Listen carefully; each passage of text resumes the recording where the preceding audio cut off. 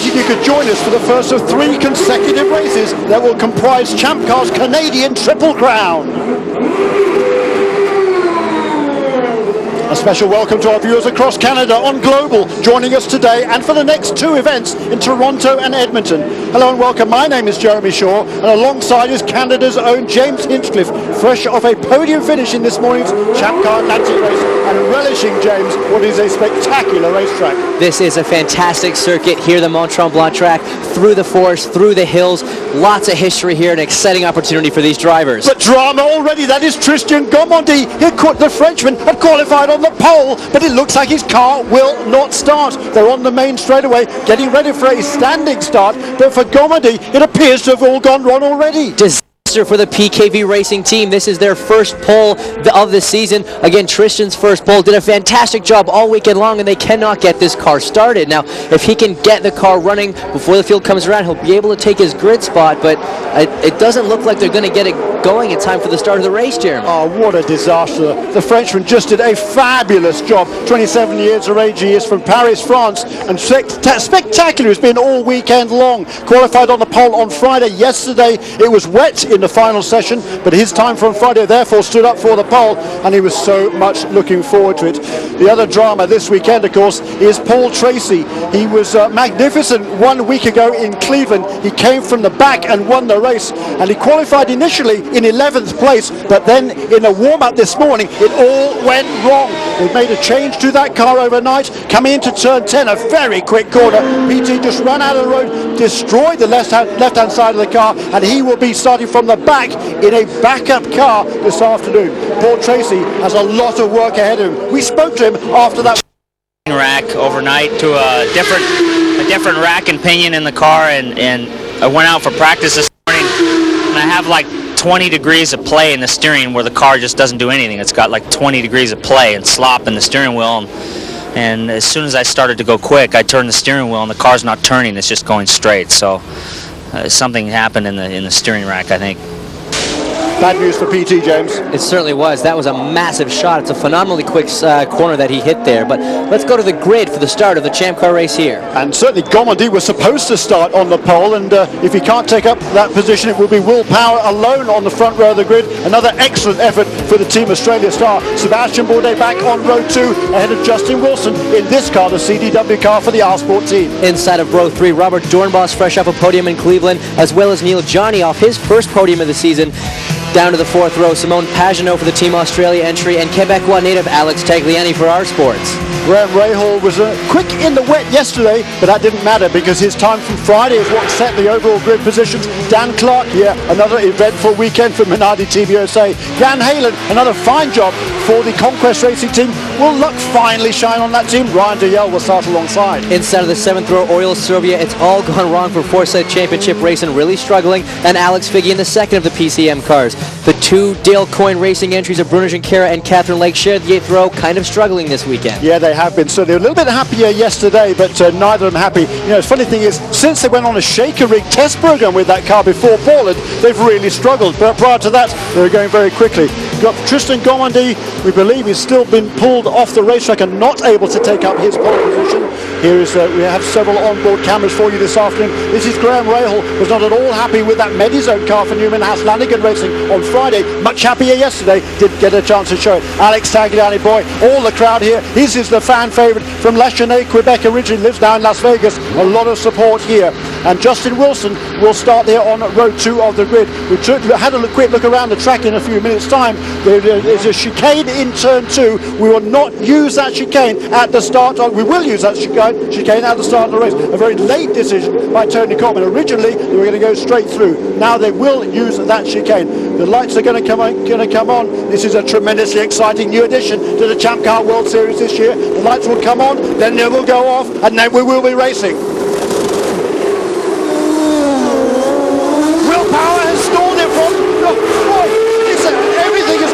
Team Australia cars are on the grid, as I think was Jan Halen as well.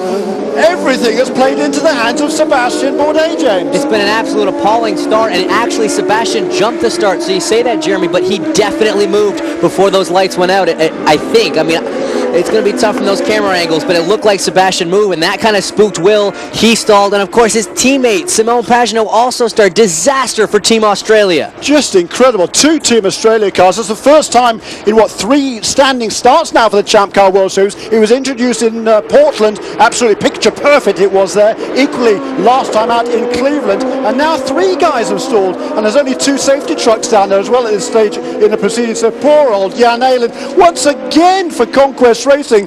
They're just completely out of it. There is Will Power. He is stalled on the grid. And here again, look at that. The yellow flags are away. Boy, that was close. He was so lucky to not get collected. You could see how close Bruno they were at the Junqueira end. Just missed him. They are coming from the back of that grid. They will have had enough time to accelerate to quite a quick speed, nearly 120 miles an hour. On board to Graham Rahal.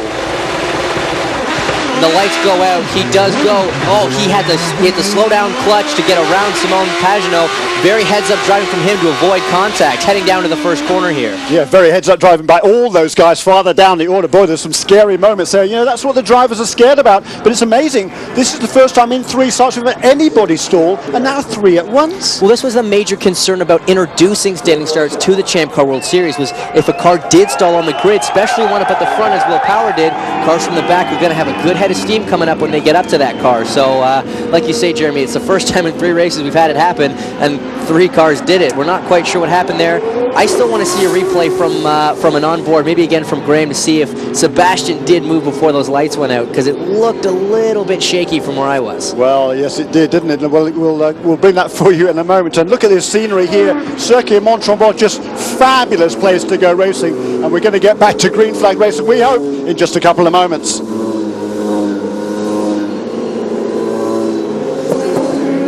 We are back to green flag racing as we're going to cut away from the track map here. It seems as though everyone's managed to make it through the chicane on the restart. He missed only a couple of 100 yards. It was a clean restart there by Sebastian Bourne, who leads from Robert Dornbusch. One of the Team Australia cars came onto pit lane as we were going back to green. That was Simon Pagenaud. So maybe that's a strategic call by Derek Walker. If anybody is a master of strategy, it would be Derek Walker. It's a 1 hour and 45-minute race. That's come what may.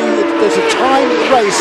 We're anticipating, if it goes green all the way from here, maybe 79 or 80 laps. Now, the drivers get about 20 laps worth out of their 30 gallons of methanol fuel. So 20 laps, 40 laps, lap 60, that leaves you a 20-lap run to the end. And maybe thereby coming into the pits at the end of that before we go green, effectively, there by Simon Pagenaud, maybe that will put him slightly out of sequence. But I think Pagenaud has a fast car, maybe can make up some time now on a clean track. It certainly can. If you think back to just 1 week ago in Cleveland, the top 3 all were on different strategies. Down to Jimmy Vasser. Jimmy Vasser is the V in PKV Racing. Jimmy, an update on what happened to Tristan and where he is. Obviously, it didn't start.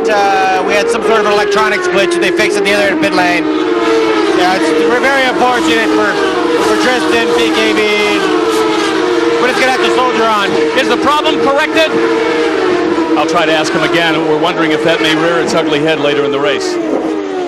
The officials we hear are reviewing car number 1 for jumping the start. So James Hinchcliffe saw it absolutely right. Or did he? We'll see. The race officials, Tony Cotman is the race director. They are reviewing the tapes in race control, and then we will hear the word from race control as to whether or not there will be a penalty for Sebastian Bourdais. And if there is, we've got to think as we look on the back, out the back of the CDW car of Justin Wilson. Second in points of Sebastian right now is Robert Dornbusch, who's also second in the race. So this could have huge championship implications as this race unfolds. But now that we're under green, we've had some movers and shakers in this hectic start. Oriol Serbia up from 13th to 8th position. Dan Clark from 10th to 5th. And Robert Dornbusch from 5th up to 2nd. Paul Tracy is also running 11th, having started last on the grid. So a lot of action so far at the beginning of this race. Yeah, PT's already got past half a dozen cars, so it's a great start by PT. We're going to hope that car is working much better. There in the race lead now is Sebastian Bourdais. There, though, is Robert Dornbusch. What a revelation this young man has been. He's finished, he's Nigel Mansell, back to 1993. Nigel Mansell came into this championship. His first 4 races, he was 2nd, 13th, 3rd and 2nd. That's Robert Dornbusch's record. Nigel Mansell also had 4 podium finishes in his first Champ Car races. So Robert Dormosh is just in some very selected company here, and maybe he can extend that streak today and move on even farther, closer to the Champ. I'm down here with Neil Mickelwright, VP of Operations for Forsyth. Last weekend, you guys went through 3 front wings, and you came through with the first place podium finish. It seems that you guys can get through some difficult circumstances and come through with flying colors. What do you think about Paul's chances today? Obviously this is a different racetrack. It's a little harder to do any passing. Anything can happen, but we need some luck as well. So we're just going to let things settle down a little bit here and see if we can perhaps strategize some way of getting him on his own to make up some time. He's already jumped ahead a few spots now. Yeah, I mean, we started 18th out of a 17-car field because of this morning's crash, but we're 11th right now. We're just going to see how it settles down and see what kind of car we've got. All right, thanks a lot, Neil. You guys back up to you. Thank you, Michelle Beisler, down on pit lane with Neil Mickelwright, the Vice President of Operations for the Forsyth Championship Racing Team. PT, as we have already mentioned, up into 11th place. Had to start from, well, effectively 16th because Tristan Gormady still in the pits. He has rejoined the fray, though, has Tristan Gormady, but 2 laps down. There is the other PKV car, however, of Neil Jarney in 4th place and running very, very well for the Red Bull team. You want more Champ Car action? Subscribe to Race Director. Just go to www.champcar.ws. Choose from 6 different camera angles, listen to team radio communications, and view live telemetry, all on your home computer. In the meantime, back to live action with Graham Rahal. He's running now in 7th place. Let's ride on board with him, James. Yeah, this is a fantastic onboard shot we're having here, screaming down the back straight into turn 8. You can kind of hear Graham trying to save a bit of fuel in this early part of the session. You do that, of course, by lifting off a bit early on the back, early down the straightaways, and braking a little bit deeper, trying to get some good fuel consumption. Now rocketing up the next straightaway into this wicked quick 10-11 section here. Just watch as he comes through this. This is 160 miles an hour. As we look at Bruno Junqueira now entering the pits, and it's interesting. The weather's kind of been acting up so far this weekend, but it seems to be behaving right now. Anyway, poor Bruno Junqueira. We'd heard he was slow on the course. You can see it was on the red sidewall, the slightly softer of the 2 Bridgestone Potenza tires this weekend. Tell me what it's doing. All appears to have gone wrong for poor Bruno Junqueira. He's had no luck in his last few races. An engine problem of some sort on that car. I've had a few engine problems lately, it has to be said. Sebastian Bourdais fell out of the race last weekend in Cleveland with an engine problem. In the past few years, Cosworth has been absolutely incredibly reliable. We've had a few niggles and faults recently, and a few electrical problems and other issues as well. And it would appear now that Bruno Junqueira is the latest victim of that. On board with Justin Wilson, the early stages of the Champ Car in Mont-Tremblant.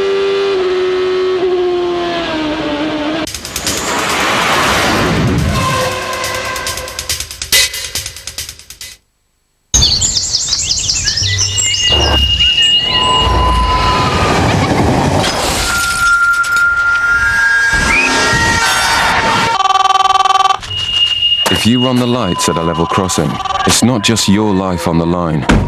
Level crossings, don't run the risk.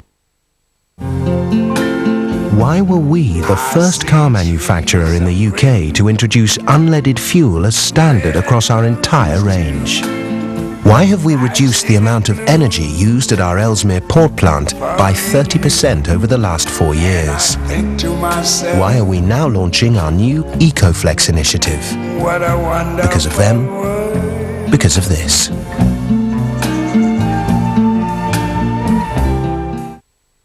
Sky Broadband is here.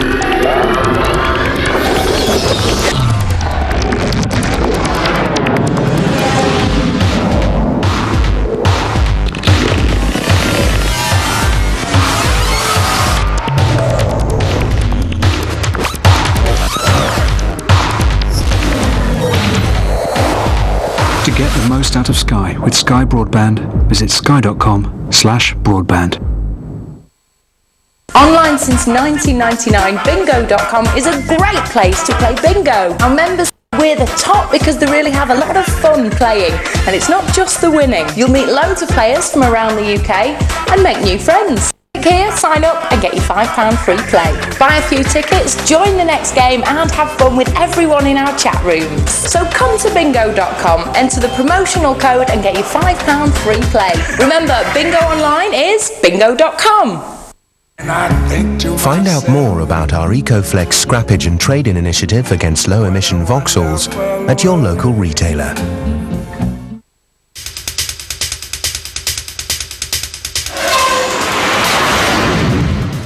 16 laps in the books here at Champ Car Mont-Tremblant. My name is Jeremy Shaw, James Hinchcliffe alongside.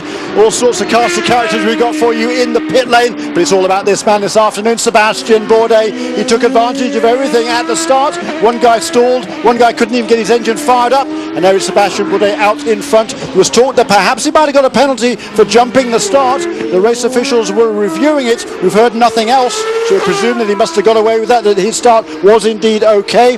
There is a Forsyth Championship racing team setting out for a pit stop for either Oriol Servia or Paul Tracy. And look at Bourdais crashing over those curbs. That's what you've got to do to get a quick lap round here. If you don't use that curbs, it's worth about 3 or 4 tenths of a second, isn't it, James? Yeah, at least, Jeremy. Originally, the first corner in this circuit just this fast-flowing right-hander up over the hill, down over a blind crest. But with the Champ cars and the speed and the grip that they have, it certainly wasn't safe. So they built this chicane there to take up the first corner, but they've made the curbs big enough to be really upset the cars, but certainly not so big, or not big enough that you have to miss them. So you have to hit them to be quick, but it certainly upsets these cars quite a bit. And you really have to be more brave than you do good. As we see Paul Tracy diving into the pits for the first stop of the afternoon.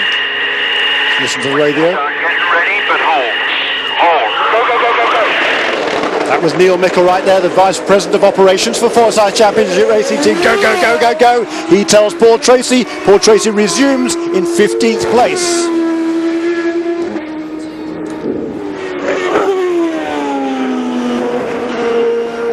There is Paul Tracy. He's just made his first pit stop of the day. That came after 17 laps. Relatively early in the going. Paul Tracy has been pushing hard. He had to start from the back of the pack, and there is our race leader, Sebastian Bourdais. He's just going quicker and quicker and quicker. Last time around, a 17.648. That's almost a second quicker than anybody else has gone. In fact, it's more than a second quicker than anybody else has gone. No, not quite. 3/4 of a second quicker than anybody else. Bourdais is flying.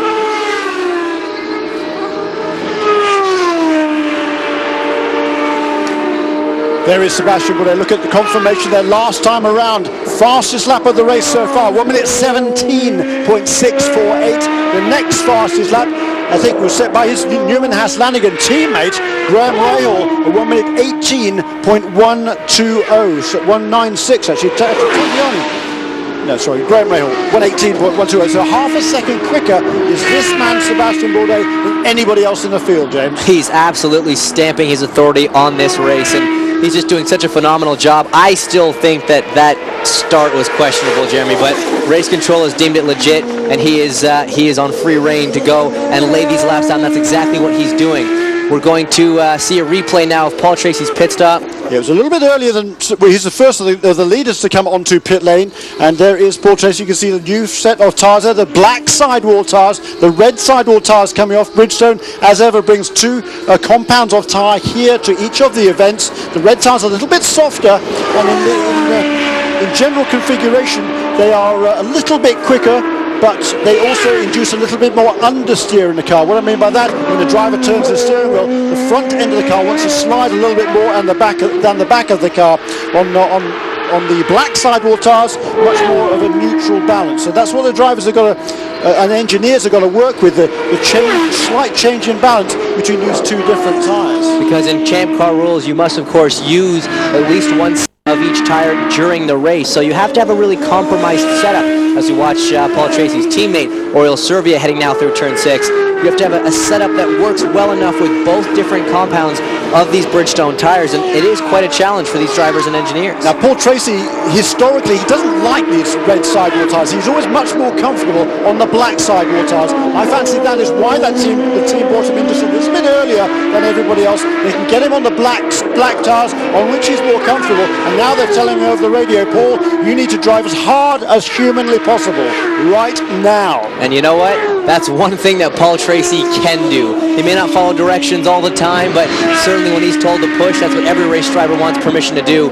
So he is going to be laying the hammer down. He's now used his red tires. He started on the red tires, so the black tires now on, and he can stay with those tires for the rest of the race. And a bunch of drivers here in the pits. This is the CDW car, the R-Sport team of Justin Wilson.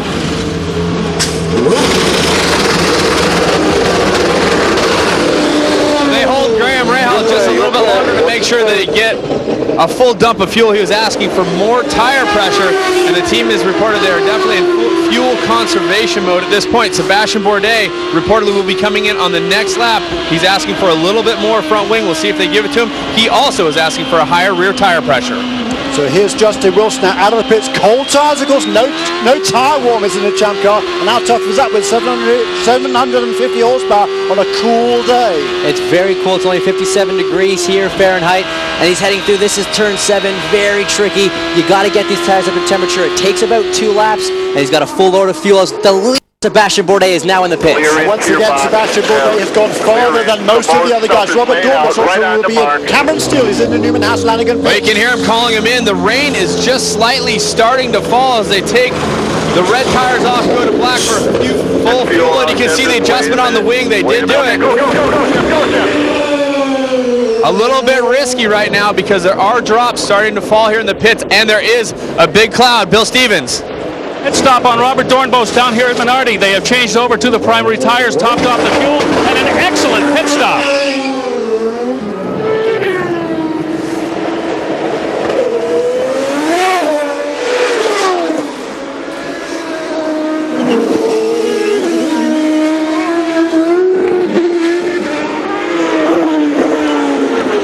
There is Robert Dornbusch. He rejoins after making his first pit stop of the day, as does Sebastian Bourdais. That was one of the Team Australia cars behind. There is the second Forsyth team. That is Oriol Servia.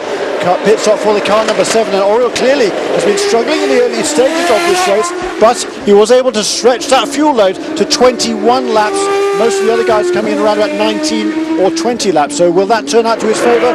We will wait and see. Will Power, we're expecting to do one more lap actually. So Will Power will have gone farther than anybody else, 22 laps, and that often is an advantage. If you can do one more lap on hot tyres, really turn a fast lap, come into the pits, get on these very, stone cold replacement tyres, and then get back up to speed again. It costs you a fair bit of time. So if you can do that extra lap on hot tyres, as Will Power is doing that right now with those red sidewall tyres, then that could work out in his favour. This needs to be a very, very quick lap from Will Power. Wide open. It's wide open. Let's listen to the radio. And also down the pit lane is Bill Stevens.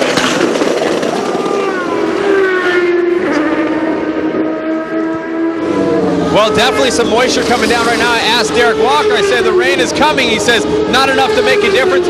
No rain tires going on. They're putting the primary black tires, but a full fuel load. You see him hold them and away. So some of the teams may be a little bit worried about the rain, but so far not coming hard. Thank you, Cameron Steele in the Walker Racing Team Australia pit, and you might have seen there as Will Power was coming out of the pit lane, Tristan Gomedy was pulling into pit lane. So Gomedy, the pole sitter, has got going, but he is 2 laps down. And I'm looking out of the window here, and there's a very black cloud looming over the northwest of this racetrack, and it appears to be getting closer and closer and closer, and it's certainly getting darker. But there is Will Power. Everybody is on the slick Bridgestone Potenza tyres, including this man, Sebastian Bourdais, our race leader, and just usual sensational work by Newman Haas Lanigan Racing Team.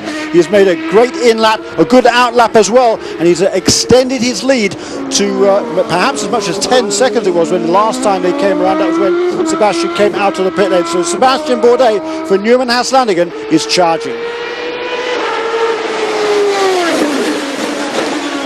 So there is our race leader, Sebastian Bourdais, through that turn 2 chicane one more time. 23 laps now completed out of this 1 hour and 45 minute race. We've got 1 hour and 11 minutes or so to go. So a long, long way to go. The cars have just made their first scheduled pit stops of the afternoon. We're expecting at least 2 more pit stops before the end of this race.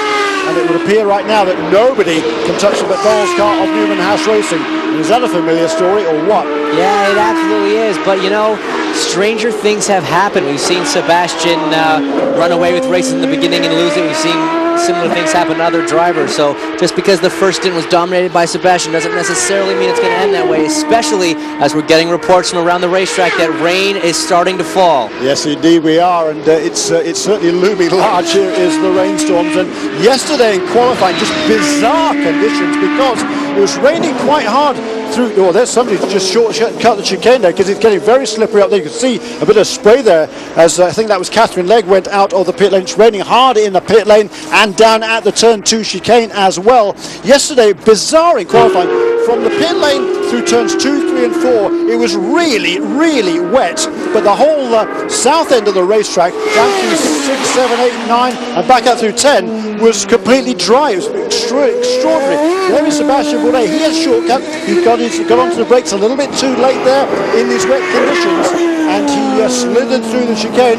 As long as he doesn't make up any time on everybody else. Look at the rain there. You can see it raining now, and on slick tires, this is going to be very, very difficult. You see Sebastian Bourdais starting to adopt what is a traditional rain line, riding around the outside of the corners, trying to keep the steering wheel as open as possible. You want to turn as little. But now look, this part of the racetrack, no rain at all. The front half absolutely soaked. Back half of the race, now we're kind of starting to see some rain in the back half. So very similar to what we saw yesterday in qualifying, Jerry. It was so bizarre. I mean, I was in the booth here actually hiding out of the conditions, and after a lap or two of that qualifying session yesterday afternoon, I was watching the monitor here, and it's bright sunshine, and the cars are clearly flying on a bright, on a clear racetrack. Here, it was howling down with rain. And local hero Alex Tagliani, the French-Canadian, is off in the Walmart car, the R Sports team. He's gone off in turn 5 on the exit there. He's trying to get the dirt off the tires now. Yeah, and 7th place Tagliani was in. It's so treacherous here at Mont-Tremblant. The conditions could not be more difficult for these drivers, but still there's a long way to go.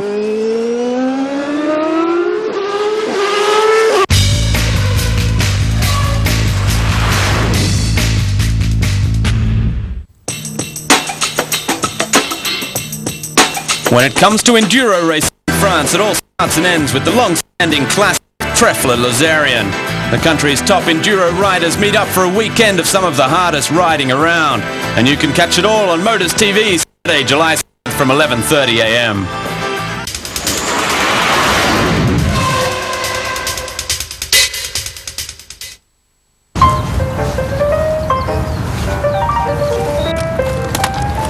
Patch has got me through it. Looking forward to this. You ready, love? I think so. 3, 2, 1. Group support worked for me.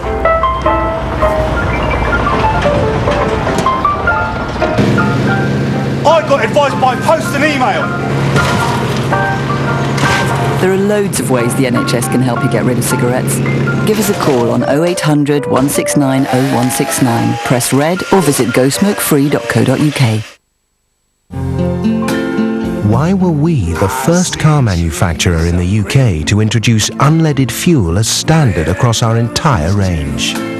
Why have we reduced the amount of energy used at our Ellesmere port plant by 30% over the last 4 years? Why are we now launching our new EcoFlex initiative? Because of them, because of this.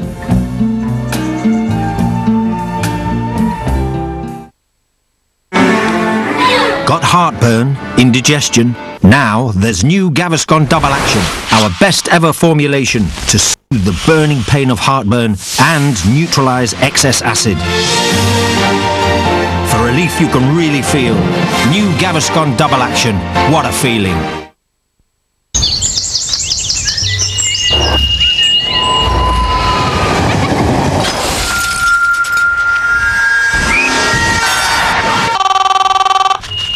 If you run the lights at a level crossing, it's not just your life on the line. Level crossings, don't run the risk. Find out more about our EcoFlex scrappage and trade-in initiative against low-emission Vauxhalls at your local retailer.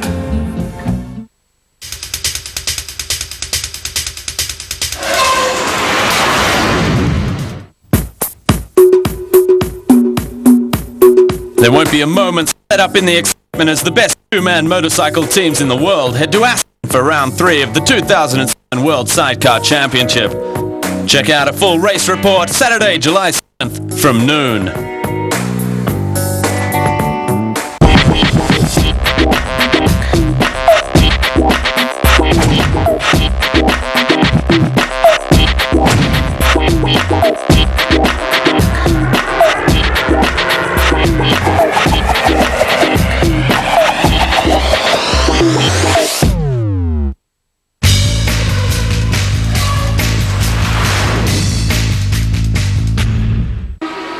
They're not just racing for the win this weekend in Mont-Tremblant, but also for the Canadian Triple Crown. Tune in next Sunday, July 8th for the Steelback Grand Prix of Toronto, and then 2 weeks later, Sunday, July 22, for the Rexall Grand Prix of Edmonton. Welcome back here to Mont-Tremblant. There's another view of Sébastien Bourdais. It's raining up there in turn 2. He got on the brakes. Look at that slide. That was a great save, wasn't it? Amazing car control from Sébastien Bourdais. He slowed down a little bit so that he didn't get too much of a time advantage, avoided a penalty there. And now it seemed that the rain has stopped a bit. It's starting to clear. And we're gone to a full course yellow. Jan Halen is in the wall at a part of the racetrack that's clearly still raining. Yeah, and you can see the damage perhaps to that right rear corner for Jan Halen. So the racing for Belgium car, Conquest Racing, turn 8 we believe it was, down the far end of the racetrack, and he swapped ends going in there, James. I think it's actually on the exit, maybe got on the power a little bit too aggressively and spun it around, because what is so difficult about these conditions when it's raining in the front and dry in the back, you think, okay, so be careful on one side, push where it's dry, but the problem is with the helmets that we wear in these cars, it gets rain on them in the front part of the track and it keeps blowing off, but you can't tell sometimes if it's still raining or if that's just, you know, excess water blowing off your visor. So we had a similar session on the Atlantic cars where it was dry in the back half, and I thought it was pouring with rain where I was because there was still water droplets coming off the visor. So very difficult. Obviously Jan thought it was a bit drier than it was and made a tiny bit of a mistake. But, you know, conditions there just changing from corner to corner. It's a replay of Alex Tagliani here.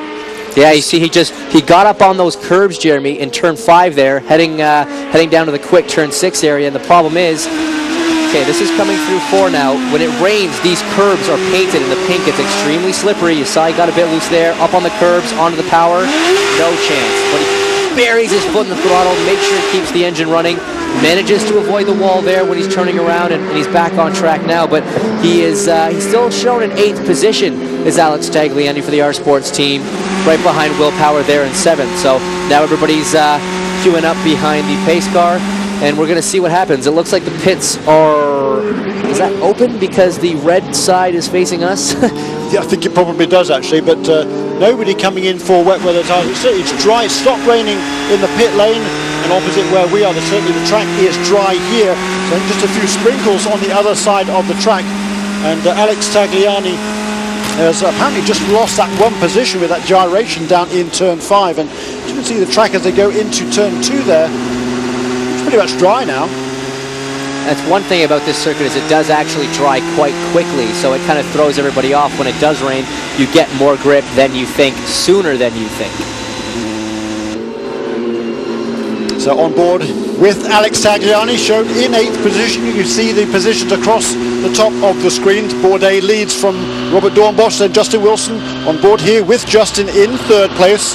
The Englishman, fellow Brit Dan Clark in 4th. Behind Clark is Neil Jarney, then Graham Rahal, Will Power, Alex Tagliani, Oriol Servia and Ryan DeYell running out the top 10 now. Then Paul Tracy, Simon Pagenaud, Catherine Legg and Alex Figge, the last car on the lead lap in 14th place.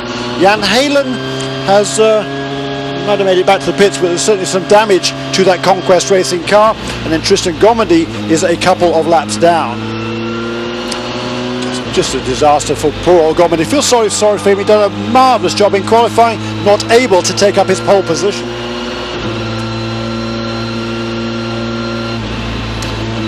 So still under caution here. Somebody's making a pit stop. One of the Forsyth cars. It's Paul Tracy who comes onto pit lane. He's the only one to take advantage of this, and we saw early on he's on a slightly different pit stop strategy to everybody else. So PT gives up 11th place in order to come onto pit lane, and he's going to take fuel, only just a splash of fuel for PT, get it back into the fray. It's cost him but it cost him 1, 2, 3 positions only. So I think a good strategic call there from Neil Mickelwright and the Forsyth Championship Racing team. Yeah, I think it was, because if now he can make it to the end of the race on just one more stop, where the rest of the drivers will have to do 2 more stops, we could see a repeat of last weekend where an alternate fuel strategy got Paul Tracy the win. Well, that's exactly right. I reckon these cars can run just about half an hour on a full tank of fuel. We've got 1 hour and 2 minutes to go in this race. We're under caution right now, so the more cautions there are, the more that will play into Tracy's favour. So good thinking there from that whole team. Eric Zito is the technical director of Forsyth Championship Racing Team.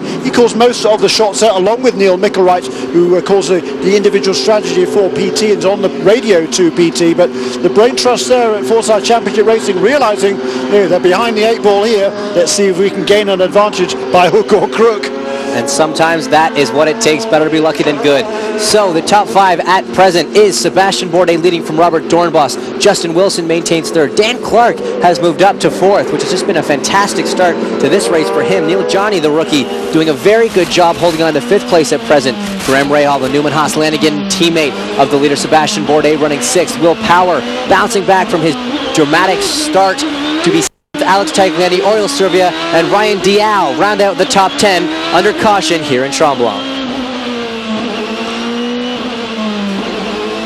Early this week, the Grand Prix of Edmonton announced a multi-year agreement with Canada's largest drugstore chain, Rexall, as a title sponsor.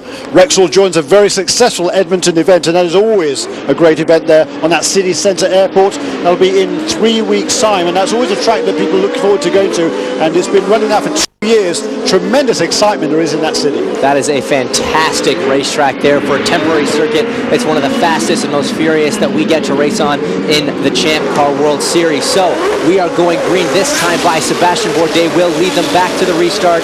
He, of course, is always a master of restarts, but Robert Dornbos, his closest competitor in the championships, right behind him, and he's going to want to try and get by. Look at this view here. You can see that dark band of cloud there across the middle of the picture, but no rain at the moment, but there are the rain tires are on the pit wall for Newman Haas Flanagan Racing. Certainly not expecting anybody to pit right now, but before the end of the race, well, who knows. As you can see there, we've had 2 full course cautions, and now we're ready to go back to green. And Bourdais, there is Bourdais rejoining. It is Bourdais. He's somehow spun off. He spun off under caution because it is now raining quite bad, and Paul Tracy on fire. It looks like the engine maybe has let go. That's, of course, speculation at this point. There's no way to tell, but definitely smoke coming out of the back of that car. Disaster, just from bad to worse for the local, at least Canadian native Paul Tracy. We saw Bourdais going up into that corner. We didn't see him off. Was I just looking the wrong way? We didn't see him run off the road, did we? No, we absolutely did. I mean, I'm not sure. I don't think he was trying to pit, and we've not gone to green. It's gone back to yellow, but Sebastian's now moved quite far down the order. No one knows what happened there. I think it's just it has started raining quite badly now on the front straight and through that last corner, so perhaps Sebastian was absolutely just caught out. The safety car has retaken the field, so now we're just trying to sort everything out and figure out if Sebastian gets those places back or if he loses them because he spun. It's almost impossible to tell what's going on. I think it seems to be raining out there a little bit as well, so all sorts Michael of Cannon running the show for Robert Dornbos. Has this one been wild enough for you yet? Plenty wild, and I think it's about to get wilder. I mean, driving these things in the wet on slicks is it's like going on a greased dance floor. It's terrible. But you have a driver that seems to be able to get the job done in the wet. He's a pretty sure-footed guy, that's for sure. We'll see how it pans out for you. Michael Cannon, the race engineer for Robert Dornbos, and some of Michael's earliest memories in life were spent right here at the Circuit Mont-Tremblant. His father, John Cannon, was a very successful Canadian racer in the 60s and 70s, and Michael carrying on the legacy now as a race engineer and doing an absolutely magnificent job. You'll remember last year, Michael was teamed up with AJ Allmendinger. As soon as he stepped into that Forsyth Championship Racing team that Michael was with last year, AJ got on a winning streak. He won his first 3 races, won 5 in all. Now he's switched across to Minardi Team USA, and Michael Cannon was actually with that team previously, and now he's absolutely enjoying life working with Robert Dornbos. This is a replay getting ready for that start. Bourdais we saw leading into the corner. Look at the picture now as we pan around, and there is Sebastian Bourdais driving through the gravel, and he rejoined what in 11th place. What a strange mistake for Sebastian Bourdais to make. Just so bizarre because, as I said earlier, Jeremy, that corner is only 40 miles an hour, so at the point where he went off... In the dry, when you're under racing conditions, you probably could go slower than that now. Well, exactly. So I think that he was trying to get a run on the field, and it all went backwards for him. Sebastian, he's saying on the radio, I have to make up for my mistakes now, he says on the radio to his team there.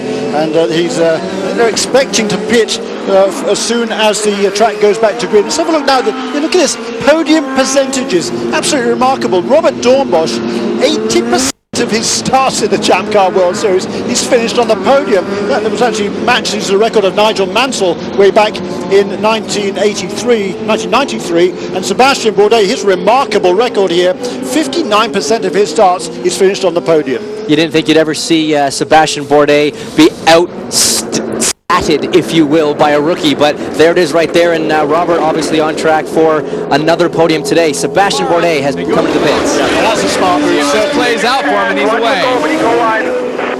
Yeah, that was certainly a smart move by the Newman Haas Lanigan Racing. Top him off with fuel, and again now we're less than 1 hour to go, so he certainly should be able to reach the end of this race with just one more pit stop. And again, is that mistake going to play into his hands? Well, I mean, like we said, we saw that threefold last week in Cleveland when the top three all had either mistakes or problems in the first stint that got them off strategy, and it ended up paying off, all three of them making it onto the podium. So we are going green now, this time by. The sun is back out. The track seems to be dry. Robert Dornbosch is leading from Justin Wilson. Dan Clark up to third. Neil Johnny promoted to fourth, and Graham Rahal now the leading Newman Haas Lanigan car in the fifth position. So this race has just been action from before the word go, before the green lights went out, and we're going to be going back to racing very soon.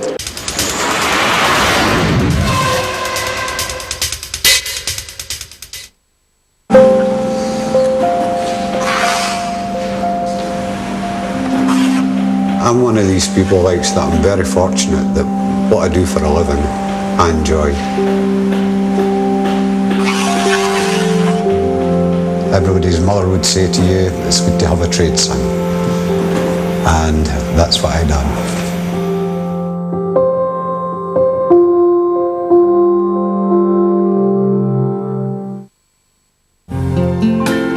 Why were we the first car manufacturer in the UK to introduce unleaded fuel as standard across our entire range?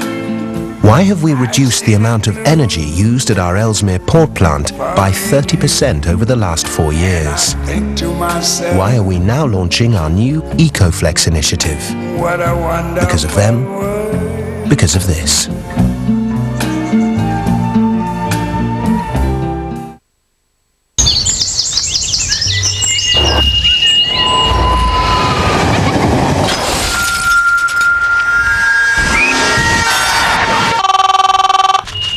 If you run the lights at a level crossing, it's not just your life on the line. Level crossings don't run the risk. Sky Broadband is here.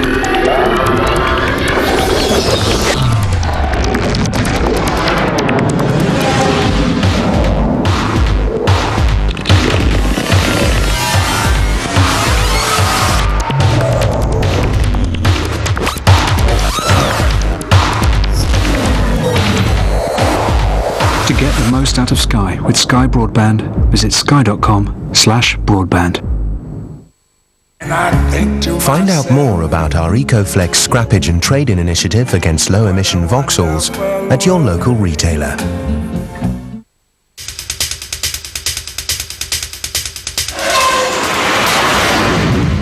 Robert Dornbosch, he's had those 4 podium finishes in his 5 Champ Car starts, but prior to this weekend, he's led only 1 lap. That was in Portland during a round of pit stops. So he's now out in front, thanks to everybody else saying, Robert, would you like a turn out in front of this race? And he says, yes, thank you very much indeed. And they'll be going back to green this time around. This is Justin Wilson in second place now.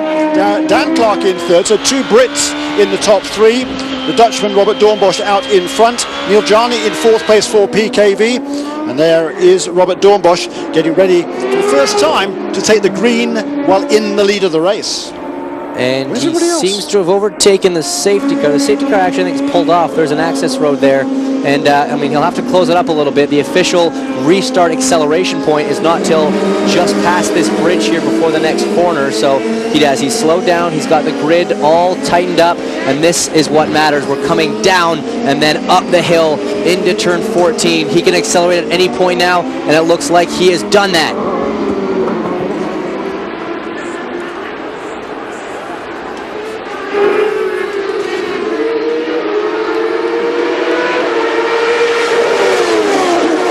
Green flag racing here in Mont-Tremblant. Paul Tracy, however, is in the pit lane, but everybody else is back up to speed. There is, look at this, a battle for the lead. Robert Dornbos under intense pressure from Justin Wilson downhill there into turn 4, left-handed in turn 5, and Justin Wilson's all over the back end of that Minardi Team USA car. Justin Wilson in the CDW machine of the R Sports organization. He wants past, doesn't he, James? Oh, and a big sideways moment from Robert Dornbos. Let's Justin Wilson close right up. He should get on the power to pass now to try and make the move. You can't follow too close through 7. You can see the Minardi car is on the power to pass at the end. Just could not pull it off. Cold tires, of course, you know, they've been running under yellow flag conditions, and it's a cool day here at Mont-Tremblant, so it's awfully difficult to keep that heat in the tires, and these tires only work properly when they have the proper heat and the pressure build up inside those tires. And don't forget, they've had rain on them, a bit of water cooling them down for the last little while as we head through the very quick turn 11. Justin Wilson getting his hand off the wheel here through turn 12. Sebastian Bourdais further back in the field on the power to pass. He's moved up already to 11th after pitting under yellow there. As we head into turn 14, it looks like Justin has missed that opportunity to get around Robert Dornbos into the lead of this race. Certainly has. On board with him as he goes through those flat-out kicks there before the start-finish line. This is 31 laps now in the books. They've been braking here for that turn 2 chicane. Push him over the bumps there, left, right, handed again, coming off that corner, then steeply downhill to turns 2 and 3. This triple apex right hand is a very tricky corner. It absolutely is. Grab a little bit of curb here, set up, make sure you get to power very early for this long stretch. You know, the next corner is a flat out, so it's essentially a long straightaway here. Dan Clark for the other Minardi Team USA car running very well, and they've got to be just shocked having 2 cars in the top 3 at present. Boy, haven't they just? Paul Stoddart is here this weekend, the team co-owner with Keith Wiggins, whose birthday it is. As you say, 2 cars potentially, certainly right now at least, in podium paying positions. First place for Robert Dornbos, 3rd for Dan Clark. And Dan Clark, boy, he's had a really difficult season. Came into the first race in Las Vegas. His deal was only announced a few days before that first race. Had no testing whatsoever.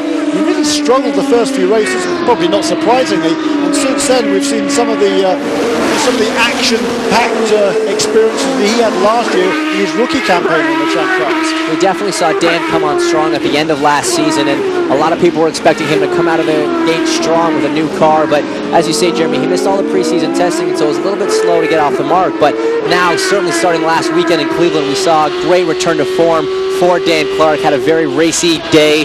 I'm not sure where Dan ended up, actually, because of the way in Cleveland, because of the way the fuel strategy ended up. I think he was running about 4th before PT, Robert Dornbos, and Neil Johnny were able to stay out that last pit stop. So he ended up a little bit further down, but was certainly doing a very good job up to then. Bill Stevens is in the pits with Paul Tracy. After just a fabulous run last week in Cleveland, coming home to Canada, Paul, I know you wanted better than this. I know you're devastated. Yeah, I mean, we just had a bad start to the day. I went off this morning. We damaged the car. We had to start at the back in a backup car, and then we were trying all kinds of different alternate strategies to try to get out of sequence to everybody, and then come into that restart, the engine let go. So it's just when it rains, it pours. See you in Toronto. When it rains, it pours, certainly for Paul Tracy here this weekend. Like we said, it's kind of gone from bad to worse. And as you said, Jeremy, it's not often that you see engine failures with these Cosworth cars, but certainly we've now seen 2 this race alone. Yeah, and 1 last week for Sebastian Bourdais, so it's certainly bad news for those guys. Great shame for both those guys. PT, you know, he's you never count him out, but of course you have to now because the engine has failed. But he'd had the incident this morning, had to switch to the backup car. Another incident when he was spun around after contact with Will Power, who was beginning to fight his way through the field, and his day comes to an early end. Also for Neil Johnny, look at him hammering over those curbs there with Graham Rahal, the Medizone car, the light blue and white car, hot on his heels. That is a battle for 4th, 5th and 6th. I'll tell you this, these camera angles just really do not do justice. When they go over those curbs in that chicane, it is so violent from the cockpit of a race car. These things, of course, very stiff suspension. There's not a lot to absorb the bumps. As we see Alex Tagliani hounding on the back of Graham Rahal, looking very racy. Yes, indeed he is. On board here with Alex Tagliani. It's a bit of a new look on his car for these races. The Quebecer driver is sporting the familiar blue and orange for Tide at Walmart Victory Lap charity program. The Canadian program benefits the Children's Miracle Network. It includes not only cross-promotion between Tide and Walmart, but also brings children from local hospitals to the race events to meet Alex and experience the excitement of the Champ Car World Series. It's a great program. Fans can help support the cause by buying a special Walmart ticket for the Steelback Grand Prix of Toronto or the Rexall Grand Prix of Edmonton, and a portion of the ticket price goes to the Children's Miracle Network. Great program here. Champ Car Racing, of course, benefits a lot of charities. The Hole in the Wall charity is Paul Newman's primary beneficial campaign, and the Champ Car World Series puts a lot of effort and money towards the Hole in the Wall camp. And it's good to see that Alex Tagliani is doing the same. Look, he got a run on there as Graham Rahal was trying to make a move, and there's a problem there clearly for Dan Clark. It looks like Dan Clark. I think you're right there, Jeremy. He's falling back. Yeah, he is definitely struggling, and we're obviously no way to tell what exactly the problem is at this point. Could be gearbox. Hopefully it is not engine related, Jeremy. Indeed so. But clearly Dan got into problems there. He's pulled off the track down at the turn 6 area, so Dan Clark's day is going to come to an end. What a shame. He's having no luck at all lately. He's had a couple of good runs recently, but not this weekend. Dan Clark finished in 6th place in Portland. He was running strongly for a while in Cleveland 1 week ago, but now for Dan Clark, his day has come to an end, and he was languishing down in 14th place in the point standings, and clearly will not make up any ground this afternoon either. So what a shame for Dan Clark. He's certainly trying hard, is Dan Clark. He's had his ups and downs this year, as we've talked about, and he's struggled this weekend as well. He's had a few off-course excursions, but now it would appear some sort of mechanical problem has put him out of the race. Yeah, he's really been back on the pace, and so it's just unfortunate he's had a little bit of bad luck last week in Cleveland, and certainly a mechanical failure here, no fault of his own, so he's really just hoping for a good result. And he was so quick yesterday in the wet. For quite a while in yesterday's wet weather qualifying session, Dan Clark was at the top of the charts. He was really looking good, and it was only in the last couple of minutes that he fell down the order, wasn't able to maintain that fastest position that would have put him on the front row to start this event. But certainly he was quick, because he had a pole position last year in Road America in similar wet, dry conditions. There is Ariel Serbia really getting sideways and under intense pressure from Sebastian Bourdais. But Bourdais, we saw him use the power to pass earlier to get past Alex Figge. He can't do anything about Ariel Serbia. No, not at present, but Oriel is sort of struggling with the back end of that car, and we've gone to full course yellow. We're not sure what the incident is here, but that looks like Alex Figge, as you were mentioning him. He's stopped on track. Another mechanical failure here. This is just absolutely bizarre. You'll pick up 14. Listen to the radio communications perhaps here. There is Dan Clark, or perhaps not. That is Dan Clark out of his car number 4. What a shame for the Minardi Team USA driver. Running so strongly this weekend, right on the heels of Justin Wilson. Running in 3rd place was Dan Clark. That has come to an end. A full course caution flags fly one more time, and it'll be Robert Dornbosch that brings the field around. Justin Wilson still in 2nd place. Neil Jarni now in 3rd. And Neil Jarni coming off, of course, a podium finish just 1 week ago in Cleveland. So we're under caution here. And again, it's been a very messy race this afternoon. But it is 46 minutes to go, so it'll be certainly a bit soon now to come in and make a pit stop and still get to the end of the race. But we'll have to see how long they can go before they make another pit stop. I think Robert Dornbosch and Justin Wilson got to be due a pit stop relatively soon, probably within the next 6 or 7 laps. Yeah, the pits are open. Whether we'll see any takers this time around, I don't know. And this caution really helps out guys like Sebastian Bourdais and Simon Pagenaud, who pitted early, had those extra pit stops to top off with fuel. They need all the conservation that they can get, all the additional fuel mileage. Every lap they run under yellow is one more lap to Sebastian hitting that target of only having to stop one more time.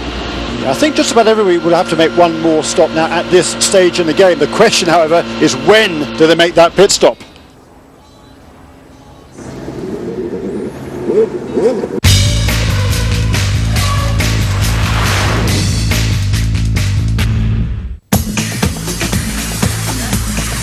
crossing is in the air, and at Motors TV, that means it's time for the Bike Show. The best two-wheel trick riders came together in France for the 2007 edition.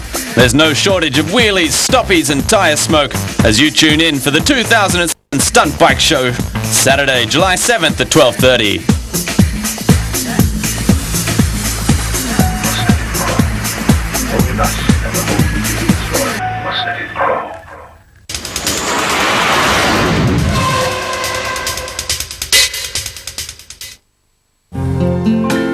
Why were we the first car manufacturer in the UK to introduce unleaded fuel as standard across our entire range?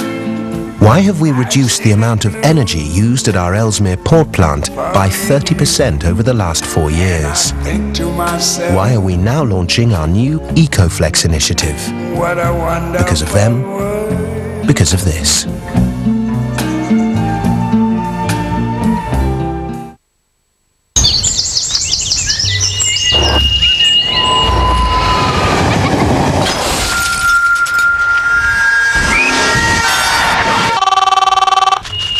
If you run the lights at a level crossing, it's not just your life on the line.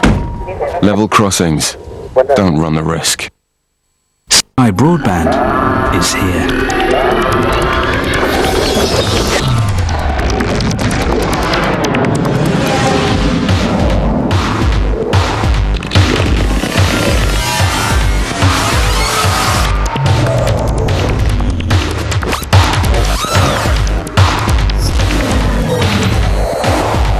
To get the most out of Sky with Sky Broadband, visit sky.com/broadband. Online since 1999, bingo.com is a great place to play bingo. Our members, we're the top because they really have a lot of fun playing. And it's not just the winning. You'll meet loads of players from around the UK and make new friends. Here, sign up and get your £5 free play. Buy a few tickets, join the next game and have fun with everyone in our chat rooms. So come to bingo.com, enter the promotional code and get your £5 free play. Remember, bingo online is bingo.com. Find out more about our EcoFlex scrappage and trade-in initiative against low-emission Vauxhalls at your local retailer.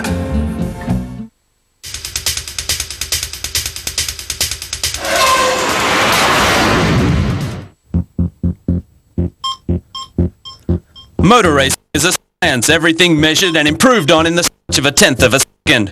When it goes according to plan, it's a to see. But when it doesn't, it can be seen on the Best of Crash, where no one is ever heard except for the odd ego. The Best of Crash, Saturday, July 7th from 8:30 p.m.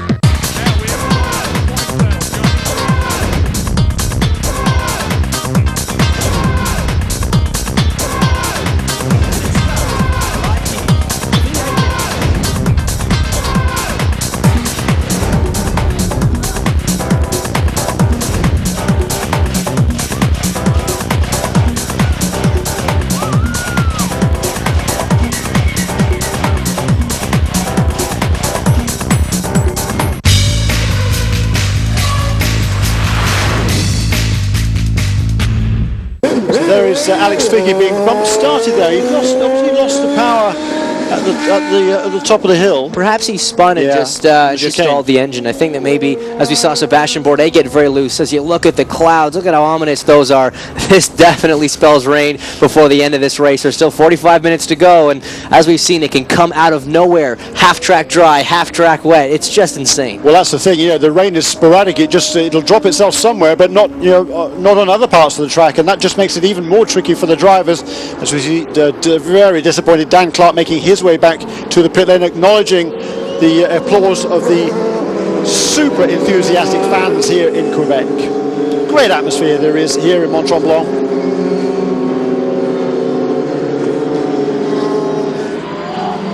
So the pits we here are open. We're expecting most of the leaders to come onto pit lane. Unless there's more full cautions, they won't be able to get to the end of the race without stopping again. I think we're going to see most of the leaders in. The question, though, is will Bourdais and Pagenaud and others who've already made their their second stop of the day, will they come in too? There we go, the race on pit lane. All of the leaders coming in. Graham Rahal stays out, as does both of the Team Australia cars and Sebastian Bourdais and Catherine Legg and Tristan Gomedy, who's a couple of laps down here, were on board with Justin Wilson for the R Sport team.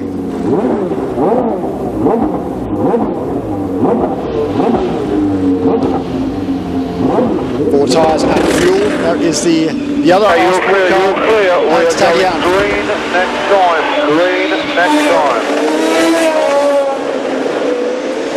There is Scott Liebert for Alex Tagliani. It's Scott Liebert who won a go-kart competition that Alex Tagliani organised for the R Sport team in his hometown of Montreal. It's a tradition that Alex has done for several years when the Champ Cars visit Montreal, as they have done on the Ile de Notre Dame for the last 3 or 4 years. And he maintained that tradition this weekend, invited everybody from that R Sport organisation, and it was Scott Liebert, the fueler for Alex Tagliani, who won that go-kart race. And I gather it was a very, very hard-fought event, as if we should expect anything else, I guess. It was fun, but it was hard-fought. When you get crew guys messing around at something like a go-karting event, it's nothing but trouble. So, Graham Rahal is leading as they come back to the line. It will be green this time. Graham led his first laps of his Champ Car career, of course, last week in Cleveland, so he will add a few more markers to that tally today here in Mont-Tremblant. Now, I'm not quite sure when Graham's last pit stop was. I think it was... last time in the pits was lap 37 for, oh no, sorry. Give you a new target. Lap 20 for Graham Rahal. So he's going to be in. Interesting that he stayed out. Yeah, well, I think they must be trying to stay out maybe just long enough so he can just make one more pit stop from the end. I think anybody else who has not pitted at this stage is going to have to. Well, this is Michael Cannon.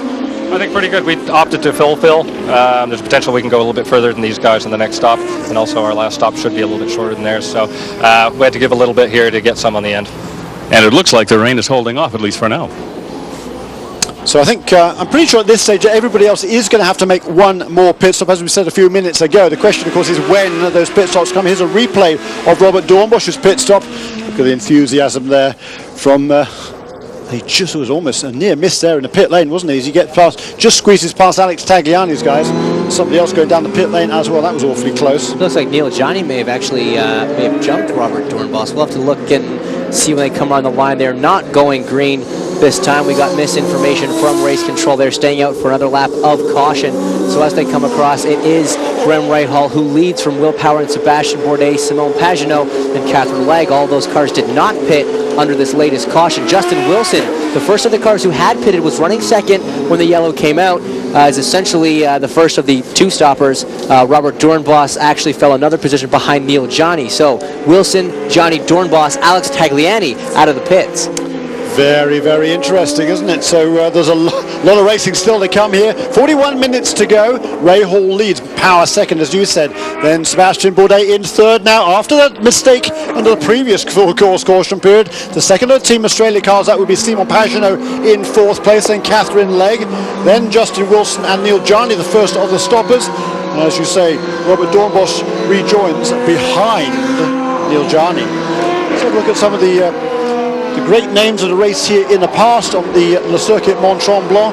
There's been 2 USAC Champ Car events here in the past, in 1967 and 1968. Mario Andretti won all 4 races here. Each year there were 2 100-mile races. Bobby Unser was on the pole for the first one, but it was the Hawk chassis of Mario Andretti that emerged victorious both in 67 and when the series came back here in 68 as well. And there's a lot of guys would love to be able to follow in such illustrious footsteps. Mario Andretti, one of the great names of the sport, not only in this country but really around the world. There's not much that Mario didn't win in his career, and he thoroughly enjoyed his racing here at the Circuit Mont-Tremblant. I think it's safe to say he liked this track, and he certainly was one of the most versatile drivers, I think, in the history of motorsports. I'm not sure there's an aspiring driver in any facet of motor racing that has not heard of and idolized Mario Andretti. So fantastic to see that he is on this list, and another driver will add his name to a list of winners here at Tremblant later today.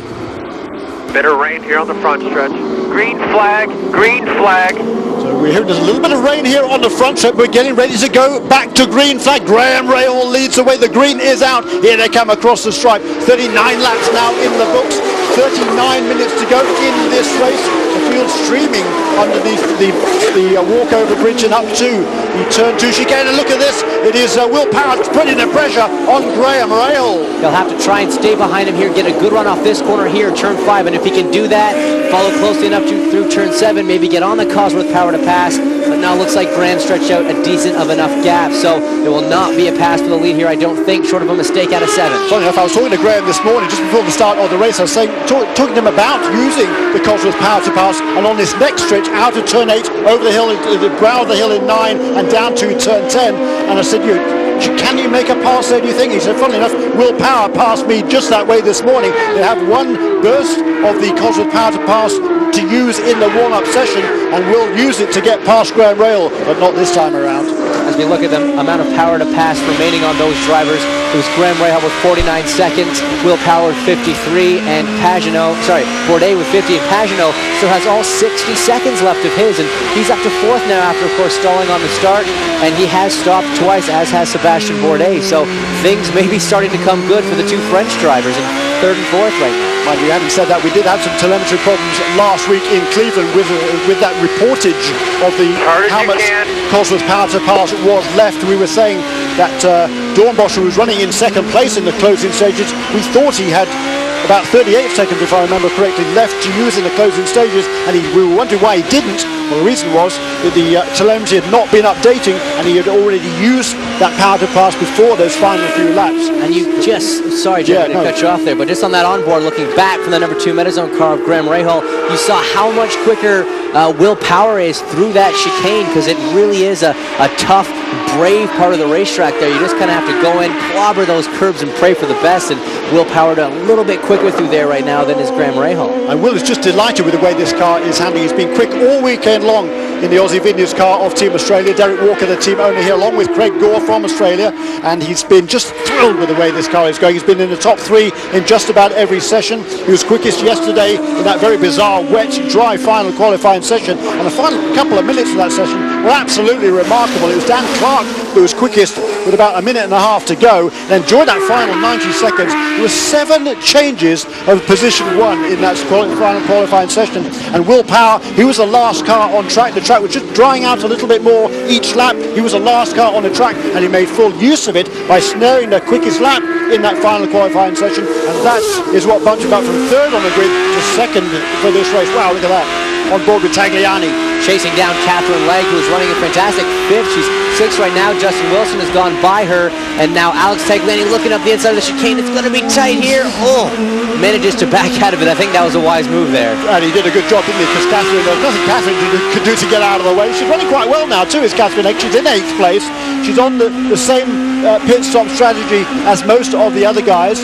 She is holding off on ahead of Alex Tagliani. The battle there for 8th and 9th. You can see ahead, just ahead of Catherine is Neil Jarni in the PKV racing car. Neil Jarni finished on the podium last time out, and Robert Dornboscher now obviously got himself back ahead of Neil Jarni, hasn't he? Yeah. Since that last restart. He seems to have done a good job, but now he's tracking down Justin Wilson, and Tagliani dives down the inside. Play nice, children. These two do have a bit of history together. They have come together in the past. Alex, a bit vocal, I think, at times about the driving of Catherine Legge, but she is certainly driving heads up today, doing a very remarkable job. Good, hard, clean racing. It is indeed a good pass there by Alex Tagliani, and as you say, credit to Catherine Legge for seeing him there. So you're pretty busy at that point of the racetrack. It's a very fast entry to that corner. They're going through there, I think it's in 3rd gear, so it is certainly pretty quick, and she did a good job there to keep her out. Just leave Alex Tagliani just enough room, but not lose her momentum from her perspective, so that the guy behind, in this case it's Oriol Servia, not enable him to make a pass as well. And there must be a bit of precipitation through that corner, because all 3 of these cars, Alex, Catherine, and the Forsyth car behind, which I believe is Oriol Servia, of course, because Paul Tracy's out of the race, they all got a little bit sideways, so clearly a bit of precipitation down at that part of the racetrack. Trying to get down to the pits in the moment. Paul Stevens is standing by with Dan Clark here. Look at that precipitation there. It would appear certainly a little bit of rain as they come down the hill into 4 and 5. Will Power has gone off the road. Oh no, he was challenging for the lead there was Will Power. Graham Rahal is still in the lead of the race, and it's Will Power that has made the mistake. It looks like that was the exit of turn 5. We're going to see a replay now as he comes through here, gets up on that curb, and just loops it around to the inside. Oh, so easy to do, especially in these changing conditions. conditions. Looks like you just got on the power a little bit too soon coming off the corner, doesn't it? Well, look at the rain on the camera lens, and now as Will Power look at is that. wheel to wheel with Robert Dornbos, he slipped in between Justin Wilson and Robert Dornbos. No, sorry, that is Alex Tagliani now, who he is tracking down as we look back from the Walmart R Sports car. Look at the drama. Oh man, this is good stuff. He managed to get by Justin Wilson there, and the rain is coming down. Sebastian Bourdais in the mix. Oh, gotta be very careful at this stage as, I guess that's Dornbos gets by Justin Wilson. Sensational racing. Bourdais running wide. He's going to try and high-low him on the outside, and he's going to look to the inside of Will Power. 2 spots in less than 1 corner. Justin Wilson slots in behind Bourdais. They're all running a little bit wide here. Who can be... Oh, this awesome stuff. Justin Wilson, absolutely sensational. Look at the Bourdais. He gets it so sideways. And look at the rain coming down. Justin wiping his visors. They head down to the chicane. Look for action here. This cannot be clean. Oh, all the guys playing very well, but look at how close they are. Justin Wilson, of course, native of England. It rains quite often there in the junior formulas, Germany, so I think he's had a few laps as Will Power looks inside of Bourdais. I think Justin might have raced in the rain just once or twice in his career previously, but look at this battle there behind. Justin slithering around for tremendous car control, and Bourdais is struggling. You know, he's in the lead of the championship. He doesn't want to throw it away, does he? No, he doesn't, and Will Power does get him by. Does get by him. It's Pagano, sorry, as we see Alex Figge off in the dirt. It looks like that might have been in turn 4, so he'll join. Now Dornbos is looking at the back of Sebastian Bourdais. It's like Michael Kinnan alluded to earlier. Slick tires, wet racetrack, and a champ car is like dancing on a greased dance floor. Yeah, it is. 33 minutes to go in this race. Ideally, the teams would like to call their drivers into the pits with about 28 or 29 minutes to go in the race. We see, I think that's Will Power off the road back there. Was that Pagano or was that Power? I think Pagano's ahead of this group. I think that was Power. There's Pagano at the front of the screen. There's Dornbos followed by Sebastian Bourdais, Neil Gianni, Alex Tagliani, and I guess Oriol Servia down there. So just all sorts of jockeying for position going on. Brilliant move that was by Justin Wilson. Absolutely fantastic. And here we are on board now with Alex Tagliani, and that is Oriol Servia right behind. They're laying out in the pit lane. Oriol Servia, sorry Jeremy, spinning, coming out of 12. We saw Alex Tagliani now.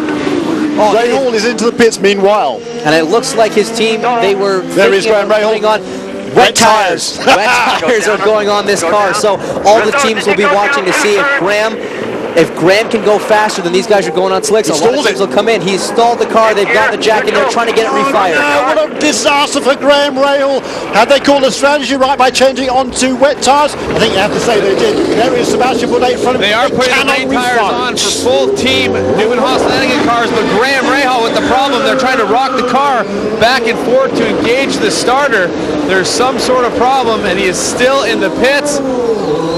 Chaos ensues down here in the rain, and it is raining harder for those putting on the rain tires, and the clouds are getting darker from the direction the weather has been coming. Wow. Absolutely amazing. You can see as they come out of the pit lane, they are allowed to circumvent the chicane. There is our pole sitter, Tristan Gomondi, who is still 2 laps down to the rest of the field, unfortunately for him, in 13th place right now. Look at that, there is Neil Gianni slithering around the outside there. You see how they use these different lines as the rain comes down. All the rubber has been laid down on the apexes of the corners. If you run a little bit wide through those corners, there is more asphalt and less rubber, you get more grip. Yeah, when it rains, the rubber gets very, very slick. We'll see what Justin's doing. As you can see, he's about 2 car widths even out off the traditional racing line, because when it gets wet, the rubber's very slick. And so, like you said, Jeremy, he's looking for some clean asphalt there. What a shame for Graham Rahal. The team, he was making the pits from exactly the right time. He had a good lead over everybody else. It was really, really, really looking good. And then he stalls it. Or the engine stalls, whatever it was. And now it seems to be Justin Wilson that is in the catbird to that fantastic pass he made on Sebastian Bourdais. Here is Graham. There's Catherine Legg off the road. Graham is rejoined. That's in turn 8 at the far end of the racetrack. It's a very tricky corner, that in any conditions, let alone in the wet.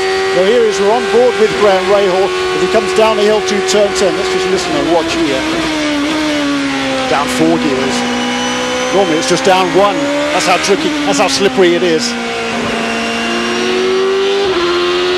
Back on board now with Justin Wilson. Watch through this chicane. These curves will be very slick in these wet conditions. Picture perfect. Very, very smooth on the throttle is Justin Wilson.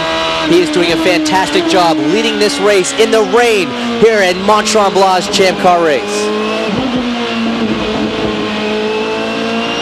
It's raining pretty hard up here around the pit area. We're seeing cars sliding around down the other end of the racetrack where Justin Wilson is now. Look at that heavy rain there as he goes up towards turn 7. So the rain is not consistent around this racetrack. But there is Alex Figge. He's spun off the road. Alex was shown in 12th place for the Pacific Coast Motorsports team. This looks like turn 14. You can see the pit entry there. So Alex is spun and stalled. This could bring out a full course caution. As I say that, the flag comes out. We're under full course caution. We're going to close everybody up now. And this is what everybody needs in actual fact, because it's now 29 minutes to go in this race. They'd stopped with about 31 minutes to go, so they really did need some full course caution in order to get to the end of the race without making another pit stop. Of course, under wet conditions, you're going to use a little bit less fuel generally, although often, or sometimes I should say, you're spinning the wheels so much you actually use almost as much fuel. So it's a tricky call, but I think now this is going to make sure that we're just going to have a clean race to the finish. That's what we all want, certainly as race fans. And it's Justin Wilson in the lead, Simon Pagenaud in second place, Neil Jarni potentially a second podium finish in as many weekends. Could very well be, and of course this will be the first for Simon Pagenaud if he's able to pull it off. Yeah, because Simon has been quick in most of the races this season. His qualifying average position this year has been well, absolutely superb for Simon Pagenaud. It's bettered only by Will Power and Sebastian Bourdais. So the rookie Simon Pagenaud, his average starting position prior to this weekend was 4.6, actually equal with Sebastian Bourdais. The average starting position for Will Power, 2.8. So Pagenaud has been very, very quick. Had not yet, however, translated that pace into results. His best finish was a couple now of 5th place finishes, both in Houston and last weekend in Cleveland, and now perhaps looking at that first podium position. Simon Pagenaud in second. It's Justin Wilson who leads, less than half an hour to go in the Champ Car Mont-Tremblant.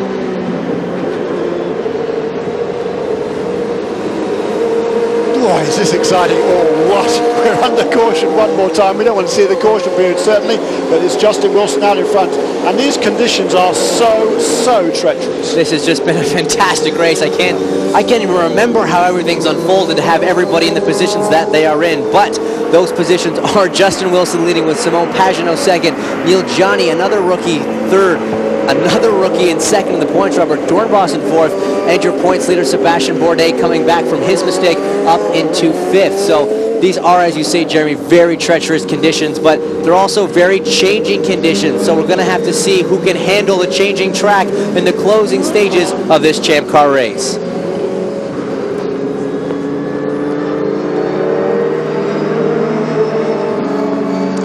So there's still almost 27 minutes to go in this race. We're under caution one more time here in the Quebec area. The Laurentian Mountains, renowned for their fickle weather. Boy, we've seen that this weekend, but tremendous enthusiasm from the fans here. The circuit owner's done a remarkable job in transforming this racetrack. It was a very popular venue back in the 60s and 70s, but it was hardly used at all through the 80s and 90s, and it was restored to full FIA spec in 2004, and there's been a lot of work done on it since then as well in order to prepare for the first time back here for the Champ Cars in well, just a little bit short of 40 years. And boy, have they put on a show this weekend. You can see the drivers are all running very, very wide around turn 8.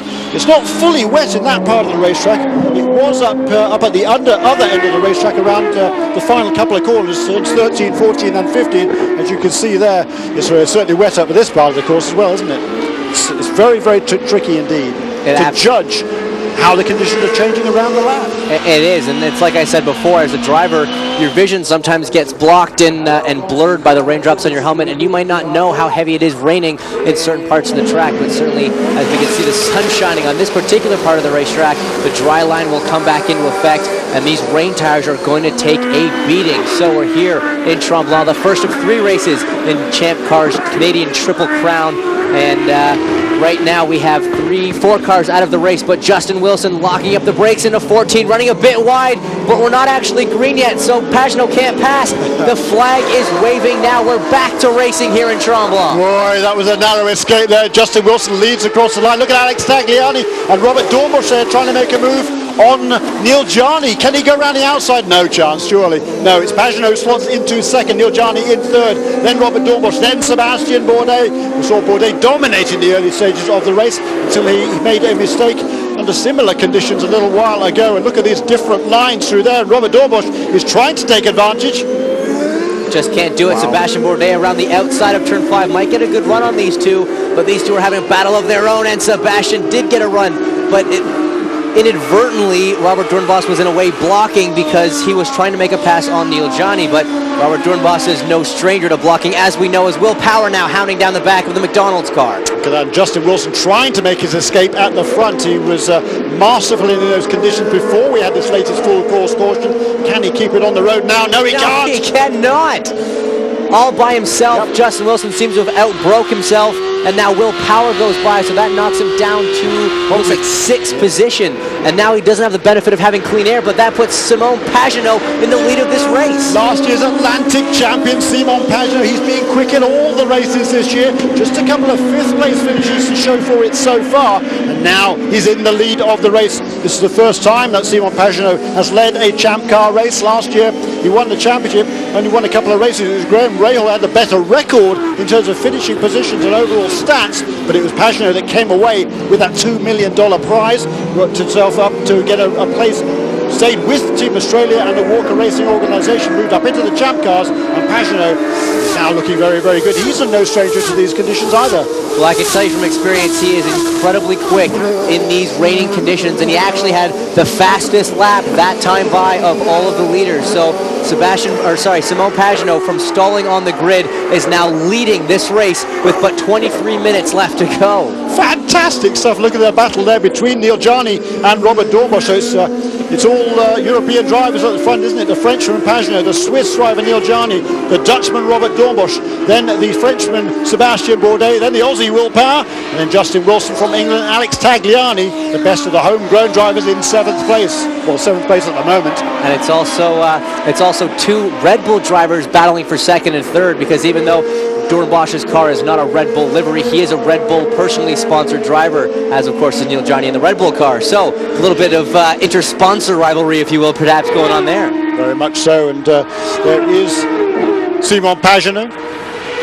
Cameron Steele in the Walker Racing pit, Team Australia.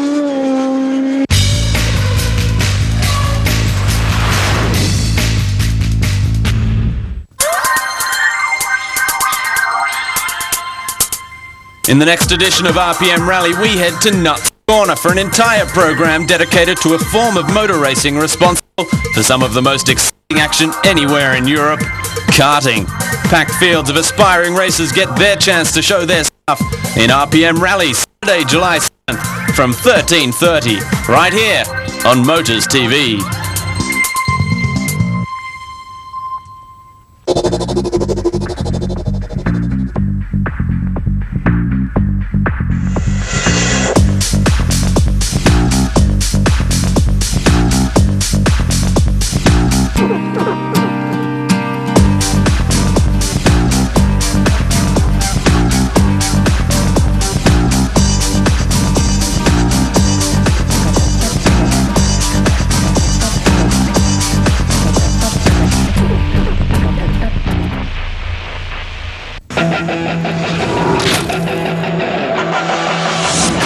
Round 3 of the Dutch Supercar Challenge will be a mighty one at that.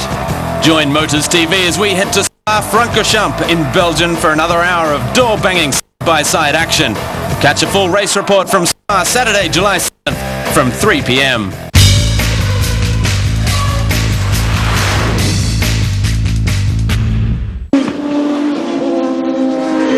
I've caught up with Rob Edwards here on the radio with Simon Pagenaud. I almost made a confusion there, but after that start, you guys would have never thought maybe that you would have been in this position. No, it's been a strange race with the weather changing, and again, an opportunity to try some different strategies, and Simon's executed everything we've asked him to do. We'll see what happens the next 20 minutes. Are you guys on the radio with him much? Are you guys talking at all? We're actually trying to leave him to focus. He's pretty clear on what he's got to do between now and the end of the race. And so I'm just trying to shut up and let him do what he needs to do. We'll see if he can get it done. Thank you. Rob Edwards, the team manager there and the technical director for Walker Racing Team Australia. He's got a lot of experience in this sport as well as Rob Edwards, and he's a very calming influence on his drivers here along with Derek Walker. Just a massive amount of experience, and it's a really well-rounded organisation they put together. There's Robert Dornbusch making that pass on Neil Jarni for second place. Perhaps a bit of contact, and this is going to set up Sebastian Bourdais to get a run on Johnny heading into turn 6. Both lines are going to be side by side. Oh, and they managed. Ooh, they held it off. Neil Jarni held him off there, the outside line being a bit better in the rain, even though Sebastian had the run. Look at that, all the way around the outside in turn 7 there. It's a quick corner, and it's still very, very tricky down there. But here now, coming down into turn 8, is Sebastian Bourdais looks down to the outside, look, rim riding there. Michelle I'm here with Kevin Kalkoven. Kevin, you've got both of your drivers fighting in the top 3 spots. You've got to be pretty happy. Well, we had an unfortunate start with the pay-by-touch and Tristan Govindy, but I'll tell you, at this moment, Neil Jarni in the Red Bull car is racing his heart out in the rain. It's some of the most exciting racing I've seen in a long while. So we're very, very happy with the way Neil's going. And right now, this is obviously the first race here in Mont-Tremblant. Your impressions of this race and the turnout? Well, the fans are incredible, the turnout's been amazing, and the track is beautiful, so what more can you say? I agree with that. Congratulations on all your success. Thank you. Yeah, I agree with that as well. Michelle Byes over there with Kevin Kalkoven, the owner of PKV Racing, and of course the principal in the Champ Car World Series. It's his vision that is leading this sport right now, and the vision is something that's not particularly good for some of these drivers. There is Will Power trying to make up for the mistake he made a few laps ago. It's now Simon Pagenaud with a 3-second lead over Robert Dornbusch. Now Sebastian Bourdais, as we were talking to Kevin Kalkoven, who was Sebastian Bourdais who passed Kalkoven's man Neil Jarni. But look at the rain coming down there again in turns 4 and 5. I was just going to say how it had stopped raining and the track was going to start to dry, and one of the things you were going to see was who was able to find the new grip in the drying racetrack as Justin Wilson gets sideways. Alex Tagliani, the local hero, side by side through turn 7. They are teammates, and then Quebecois gets the position. Another spot down for Justin Wilson, and a fantastic bit of racing from Alex Tagliani. Boy, around the outside in turn 7, that is a move to be proud of, isn't it? Wonderful driving there for both of these guys. They're absolutely wheel to wheel. We've seen them, they've been so close to the match all season long. I was chatting to Alex Tagliani in front. There is a battle now for second place. Sebastian Bourdais now really beginning to put the pressure on Robert Dornbusch.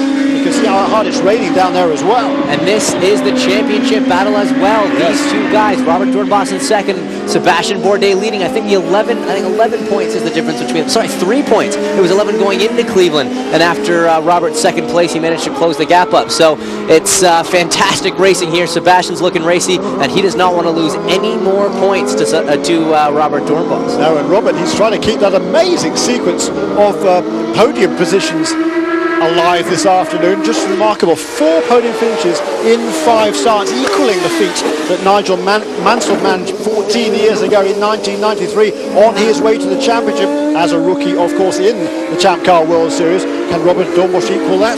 Just amazing.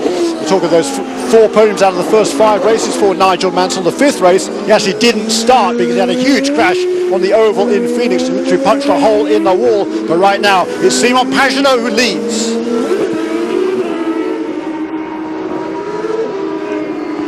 There is that battles all the way down the field. Pagenaud has about a 2.5 second lead over Robert Dornbusch. This is the battle as you can see it right now. Dornbusch the last couple of laps has been inching closer to our race leader Simon Pagenaud. He tiptoes around the outside that line there in turn 8, and he's driving beautifully. He's right now he's not getting flustered, but in a 2 or 3 laps, I fancy he might have Robert Dornbusch and or Sebastian Bourdais hot on his heels. Look at that now, much bigger rooster tails as they come over the crest in turn 9 down to turn 10. Yeah, that was from the fresh rain we saw last lap, and it's so interesting seeing how these different lines affect the exits and entries in the corners for these cars. And Robert Dornbusch doing a very good job under a lot of pressure from 3-time defending series champion Sebastian Bourdais. Last couple of laps, Dornbusch was the quickest man on the track. Last time he did a 1:36.2 compared to the race leader Simon Pagenaud's 1:36.5, so about 0.3 of a second quicker. They're coming now to complete one more lap. This will be 52 laps in the books as The race leader goes across the line. It's a 1 minute 37.0. Robert Dornbusch, a 1:35.5, and Sebastian Bourdais dogging the wheel tracks of that Minardi Team USA car. There is Sebastian Bourdais in third place, 1:35.7. So the second place car there once again was the quickest man on track. Looking farther down the order, Neil Jarni did a 1:37, so a couple of seconds slower than Dornbusch and Bourdais. Will Power did a 1:38.8, Tagliani a 1:39, Justin Wilson 1:38.3. Behind Justin Wilson in 8th and 9th, Oriol Servia and Graham Rahal turning 1 minute 37 laps. So it is really tricky out there at the moment. These are some of the trickiest conditions that you'll ever see, especially because it's not consistent. It rains, it stops raining, it starts to dry, it starts raining again. All in different parts of the racetrack. All in different parts of the racetrack. So this has been a serious test of all these drivers' abilities, their focus, and their ability to read the racetrack. That is just so important in these conditions. And Simon Pagenaud, as you can see the spray there, he's in the best seat in the house because he's got no one in front of him. These two other drivers, Robert Dornbusch and Sebastian Bourdais, having to battle through the spray of one another. So Simon Pagenaud still sitting in a very good situation. I think it was Dornbusch that just threw off a tear-off as it came up the hill into turn 12. Gets some power, and it's really tricky to get the power down there. Really no grip at all under this very tricky braking location there up into the hairpin. Look, oh, he's running. I was going to say he's running the rim. He's actually run too wide as Pagenaud. He's made a mistake. He's lost the lead. Not only has he lost the lead, he's lost second place as well. So it's going to be Robert Dornbusch who leads, and there's 15 minutes to go in the champ car at Mont-Tremblant.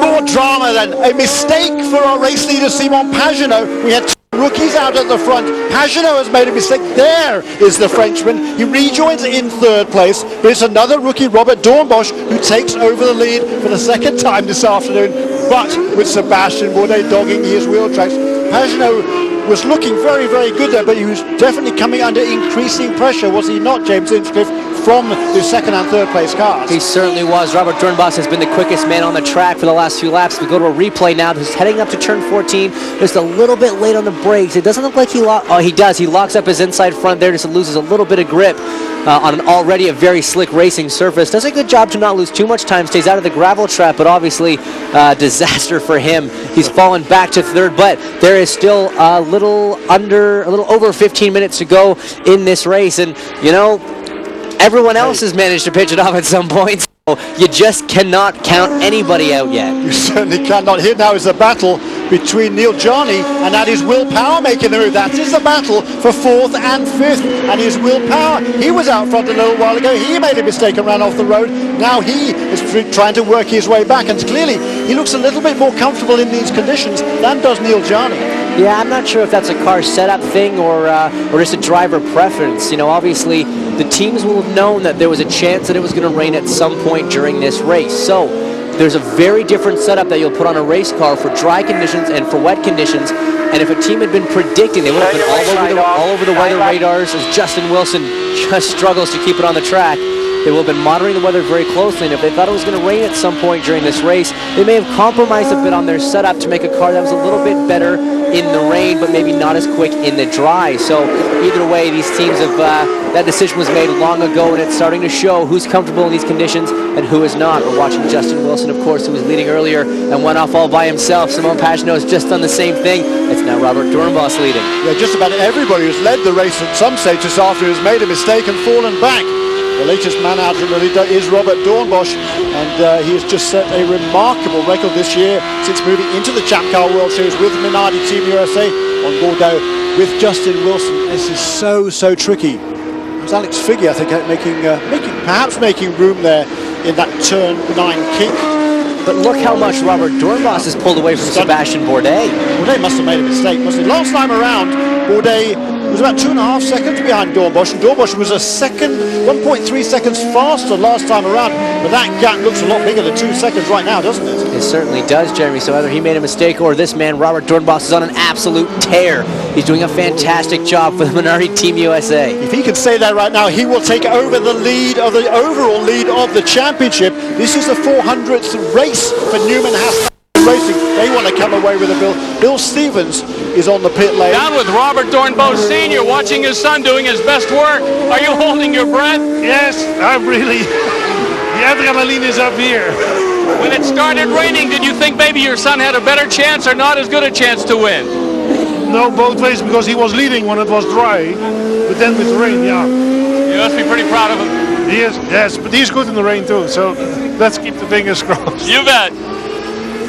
Robert Dornbosch Senior, the yellow flags are out. Alex Figge has gone off. Robert Dornbosch Senior, we were hearing from then in the pit lane.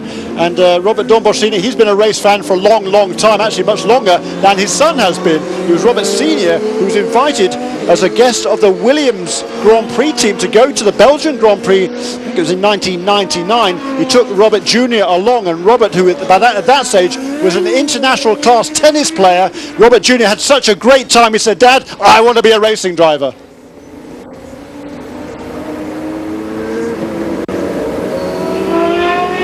So under caution again here with 11 minutes now to go. Look at the skies there. There's kind of sunshine on the right and then big dark clouds off to the left of the screen.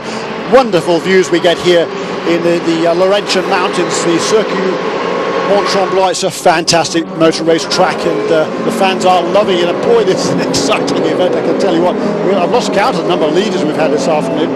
And there is, a seaplane. That's not a bad idea. Yeah, you might be able to land it right in the front straight at some point during this event. But Robert Dornbosch is certainly not what he wanted to see. He had opened up a very good margin back to Sebastian Bourdais, and he actually has none of his Cosworth power to pass left, where Sebastian Bourdais has 31 seconds. But why this is now so tough is because it stopped raining at some parts of the track, which means it's starting to dry, but they've been running under caution, so they're not going to know how much grip is there. So on this first lap, it's going to be a test of bravery and a test of skill to see who is able to push the limits. Alex Figge bringing out, because of him, the third yellow just for Alex Figge in this event. So not exactly a stand-up job for Mr. Figge in the PCM car. No, he struggled a bit this weekend. His teammate, however, Ryan Dalziel, has done a good job this weekend. Ryan's running the top 10 pretty much all day long as the Scotsman, and he's built himself a very good record since moving up into the Champ Car World Series. And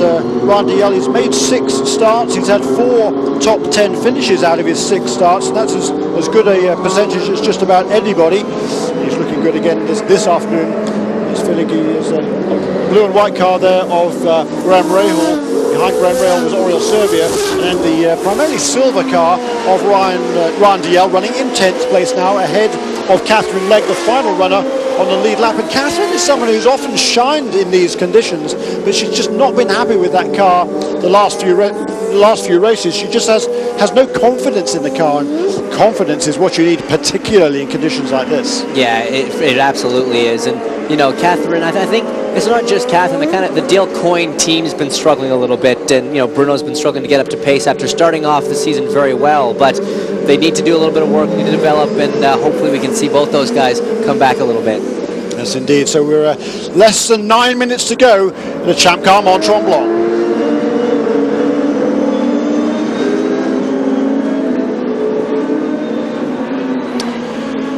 So here we are, we're under caution inside the final 10 minutes, 8.5 minutes to go in this 1 hour and 45 minute timed race. We've completed 56 laps. It's Robert Dornbosch who leads under caution from Sebastian Bourdais, and then Simon Pagenaud, then Will Power, then Neil Jarni, then Alex Tagliani, Justin Wilson, Graham Rahal, Oriol Servia, Ryan Dalziel, and Catherine Legg. Top 11 cars. Let's have a look at some of the things that have happened this afternoon. All started with our pole sitter Tristan Gomedy. He couldn't even get that car started. Disaster for the Frenchman. He rejoined the race 2 laps down, remains 2 laps down in 12th place. There's the Team Australia. Disaster for them. Will Power stalls at the front. A little bit farther back also is Simon Pagenaud, who is dead in the water. There are the 2 Team Australia cars and Jan Halen. A little bit later on, rain comes down. There is Sebastian Bourdais. He was a runaway race leader. He made a run through the chicane. Alex Tagliani, the hometown hero, spins. Paul Tracy has an engine problem. He is out of the race, out of the car. Hopefully he can come back next weekend. And then, under caution, it was just getting ready for a restart, and Bourdais ran off the road. Graham Rahal was leading the race, came in, perfectly timed a pit stop, it would appear, and then Graham Rahal stalled the engine in the pits, lost a lot of ground. Justin Wilson we saw run off the road. Simon Pagenaud we saw off the road. Boy, has it been a drama-filled day or what? And there's still a little bit over 7 minutes to go. The green flag is out, and Robert Dornbosch leads from Sebastian Bourdais. Now, James, What's going to happen next? Well, we're just going to have to watch because these are going to be tricky conditions. And somebody misses the chicane. It is Neil Johnny, you're right. Yes, he was just not able to get that car slowed down in time. He was running 5th at the time. I think he's maintained that. Alex Tagliani right behind him in 6th place, followed by Justin Wilson. And then this man, Graham Rahal, was leading the race a little bit earlier, had that botched pit stop where the engine stalled. But Doornbos has made a fantastic jump on the start. He's pulled out a good gap over Sebastian Bourdais, but they've not yet completed one full lap of this slightly different racetrack from when it was a few laps ago when it was green. Cameron Steele is in the McDonald's racing pit of Newman Haas Lanigan Racing. Well, Craig, it's winding down now. I got to ask you, what's the game plan from here on out? Well, we do have more push to pass than Doornbos does, but Sebastian's been pretty livid on the radio, thinking that Doornbos has been blocking and driving pretty aggressively. So it may be one of those deals where it's better just to take our 2nd place and make sure we do well in the points.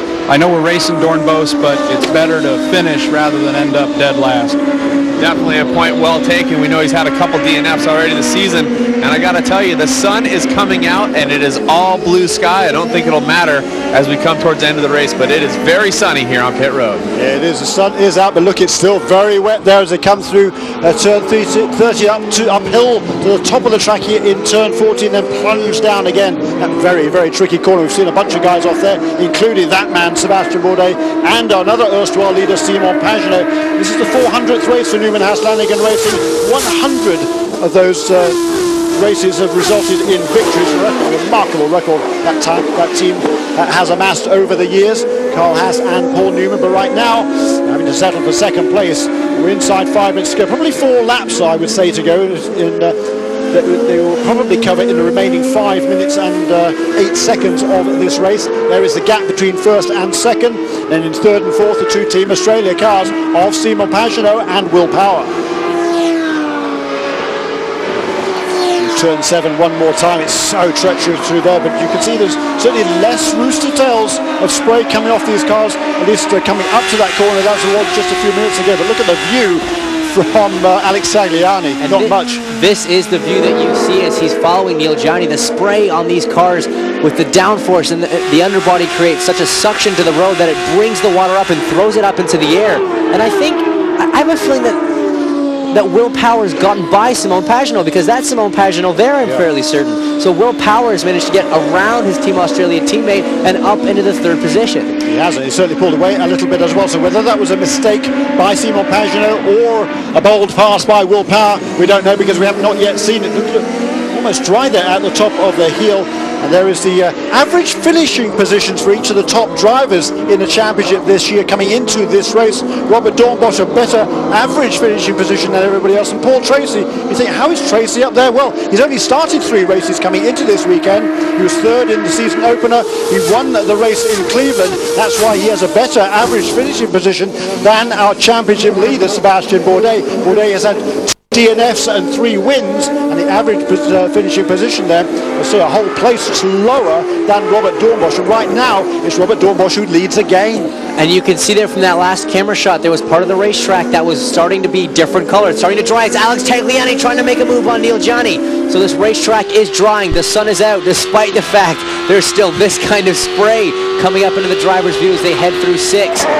Justin Wilson, the number 9 CDW car, his teammate Alex Tagliani, the Quebecois, the Canadian, the hometown hero running right in front of him, would so desperately like to get a top 5 finish here, but he's hounding down Neil Johnny, the rookie, and it could potentially happen with just 3 minutes left in this race. Yeah, just a couple of laps to go now. I think last time around it was Robert Doornbos, the quickest man on the track, a 1:33.5. That compares to the pole time, which is 1:16, so almost 20 seconds slower in these very treacherous conditions on board here with Graham Rahal in 8th place. Doornbos was the quickest man last time, 1:33.5. Bourdais, by comparison, 1:34.995. So 1.5 seconds Doornbos was quicker than Bourdais. There is the gap now between 1st and 2nd. They're in 3rd place. Matching the pace of Sebastian Bourdais is Will Power. 2nd of the Team Australia cars is Simon Pagenaud. There is Simon, car number 15, the Aussie Vineyards car, in 4th ahead of Neil Johnny and Alex Tagliani, then Justin Wilson. As you can see, Graham Rahal struggling to get the power down in this 150 horsepower turbocharged Cosworth motor. There's just not a lot of grip out there on board with Graham, and also visibility is just so tough over these massive curves in the turn 2 chicane. Down this hill, the back end will get very light. You got to be careful on the power, and Graham's just doing a very good job right now keeping this car pointed in the right direction. Yeah, he's going to be disappointed. He was looking so good when he came in for that pit stop on lap 44. It was 16 laps ago when Rahal came onto the pit lane. He was out in the lead of the race, had a handy lead over everybody else. He was therefore the first guy to change onto wet weather tyres, but then the engine stalled. He lost a massive amount on the pit lane before he was able to resume, and now he's down to 8th place. And I was talking to him about less than an hour before the start of the race. He said, you know, I've had so much bad luck this season. Is today going to be the day that it turns around? Well, apparently not for Graham, but he certainly made his mark again. Done a very good job, the young rookie. He certainly has, as has his Atlantic sparring partner from last year, Simon Pagenaud, who will also be disappointed to have taken himself out of contention for the win there with that mistake. But Robert Doornbos, the rookie, the Dutchman, Team Minardi USA, he has been on the podium in 4 out of 5 races so far, and he leads this race with 1 minute to go as Alex Tagliani drives off the road at the top of the hill. The Quebec wide from he was born just about 90 minutes away from here. He loses at least 1 position, probably 2, yes, to Wilson, his teammate, and Graham Rahal. There, though, is Robert Doornbos, who's the signal for 1 lap to go. Look at the Dutchman, he's still clambering over the curves. You can see how the track is drying out. He was a semi-professional tennis player before he turned to motor racing. He loves this racetrack. They came here for a test about 1 month ago. Robert Doornbos was quickest on the first day of that test. He's just done a remarkable job this season, and this afternoon in treacherous conditions, has he actually made a mistake? I don't think he has.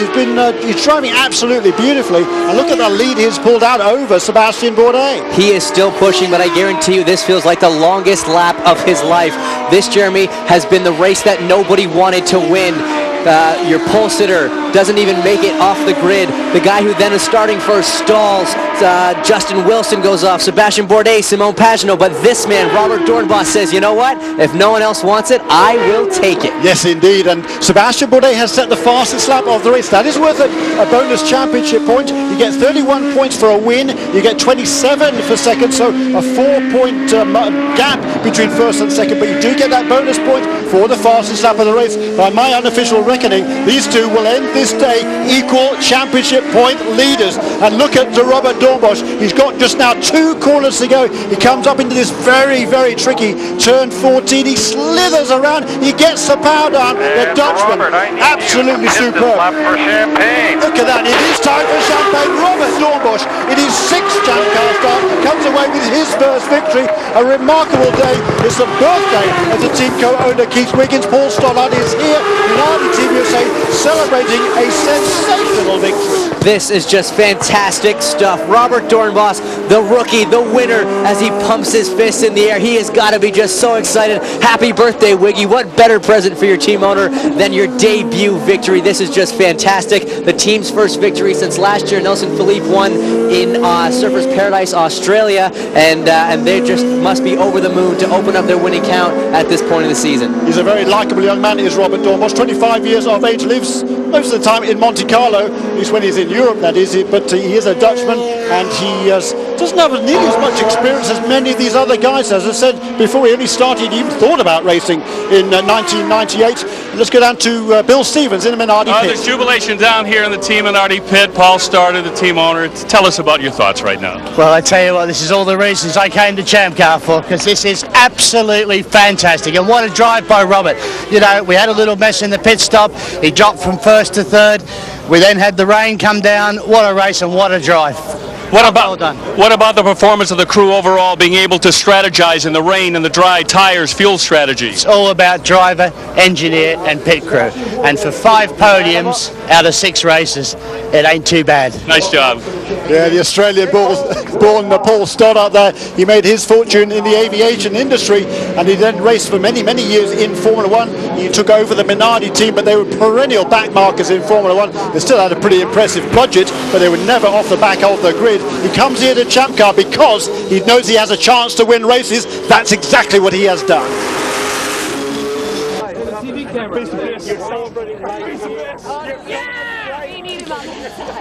So there is Robert Dornbusch, and just 1 week from now we're going to go to Toronto for the Steelback Grand Prix. Paul Tracy's had a disappointing day here. Can he come back there? Check your local listings for the broadcast times. We will be there in Toronto. Robert Dornbusch is with Cameron Seal, is with the race winner. Well, he's done it, and he's off with the crew. It's a dog pile, so to speak. I'm going to have to step over the car myself. And Robert, bringing the goods home. A happy birthday present to Keith Wiggins, one of the team owners. I was singing him a song on the lap in. I was happy birthday to you, Creed. And great race. I mean, these are the ones you want to win in all conditions. We've been so quick during the weekend, and on the dry, I had some hot moments when it started to rain. But I was easy to pull away, and also in the wet, and I mean, it's just a great team effort. I'm so happy. We worked very hard for this, and to get our first victory is very special. There was a lot of chaos going on out there, but what about when Pagano went off? That surprised you? It did, because he looked on the limit. You know, I was cruising behind him and just counting the laps. So yeah, I was very comfortable in my position, and I knew I was going to attack, and I waited for it. So. 6 races, 5 podiums, and his first win here today. An impressive run for Robert Dornbusch. Wasn't it just jubilation down there in Minardi Team USA? Let's have a look at the unofficial finishing position of this race. Robert Dornbusch wins from Sebastian Bourdais, Will Power, Simon Pagenaud, Justin Wilson rounds out the top 5. Alex Tagliani, after that late mistake, comes back to finish in 8th ahead of Aurel Servia. Randy Yell, another top 10 finish for the Pacific Coast Motorsports team. Catherine Legg, she finishes in 11th. Our pole sitter Gomandy has to make do with 12th. Bill Stevens is down in the pit lane, standing by with Sebastian Bourdais. Bourdais, I reckon, will be equal championship leader. Bourdais, an impressive performance for you, but a 3-time champion never likes to finish second. I know you're not It's got nothing to do with finishing second. You know, I think if I was to finish fair and square, that's fine. But the way Robert drove today, to me, is completely not like him. I think he's much better than that. He knows exactly what he's done, and you know, that's fine. It's fine. It's just specifically, what was it that Robert did? I mean, it's all right. You know, he knows exactly what he's done. I don't need to comment about it. It's just a shame. You know, it's we're not supposed to drive like that in Champ Car. We're not allowed to block. So, period. You know, it's just it changed about 3 times when I was picking a side. You know, that's the way it is. You can hear the reaction of the crowd to Sebastian Bourdais' comments. Yes, indeed you can. He's a Frenchman, of course. It's Sebastian Bourdais. They speak French in this part of the world, and the crowd not, I think, pleased with the way that Bourdais was characterising that victory by Robert Dornbusch. Certainly, we didn't see anything particularly wrong that Dornbusch was doing, unusually. But this weekend, here we are. We leave after 6 rounds. They are tied for the championship lead. Will Power's only 14 points back, and he is with Michel Baez, and we're going to get back down to Michel in just a moment. But Yes, you did. Will Power, you had a very unfortunate start, but what a turnaround. Talk to me about that. Yeah, I mean, it was just conditioned. It was just the most erratic race you've ever seen. But I just kept it in there. But you know, I made a mistake, spun, went back to the back again, and when it rained, it was good. The car was very nervous because we had a dry setup on, but so did everyone else. But it was great to come back, and congratulations to Robert. All right, well, congratulations on your finish. Back to you guys in the booth. Let's have a look at the Canadian Triple Crown stand. It's the average finishing positions for each of the teams that will determine the outcome after the 3 races here at Mont-Tremblant, then Toronto in 1 week's time, and then 2 weeks after that in Edmonton. And it's Team Australia. Their average finishing position for their 2 cars is 3.5, and then Newman House Lanigan. What a great run, a heartbreaker, of course. What happened?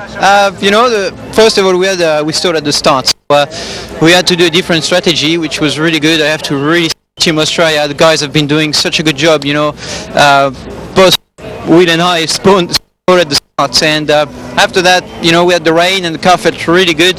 So I passed the session, which was really good for me, and just did a little mistake because Dornbusch was coming back. So, had to brake later, and I couldn't do it at turn 14. So, but the car was really good, and we had a great finish for a rookie. So it's all right. Thank you so much. Great run today, Simone.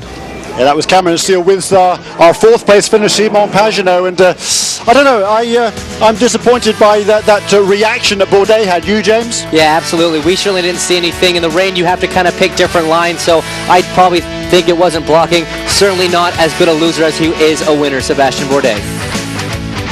Thank you to all our international viewers for joining us today, and for our fans in Canada. If you missed any of today's action or wish to see it again, and I think I would want to see it again, please tune in tonight for a special encore presentation at 10 p.m. on The Score. My name is Jeremy Shaw. My thanks to James Hinchcliffe, and also down in the pit lane, Cameron Steele, Bill Stevens, Michelle Beisner. It's been just a topsy-turvy, thrilling motor race here in Mont-Tremblant. We're going to do it all again in 1 week's time in the Steelback Grand Prix of Toronto. We will see you then.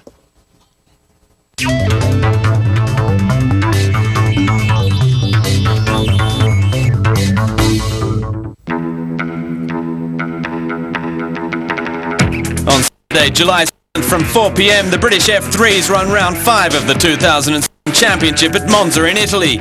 So popular, so important, so international is the UK series that even the Tifosi want to see it. And thanks to Motors TV, so can you.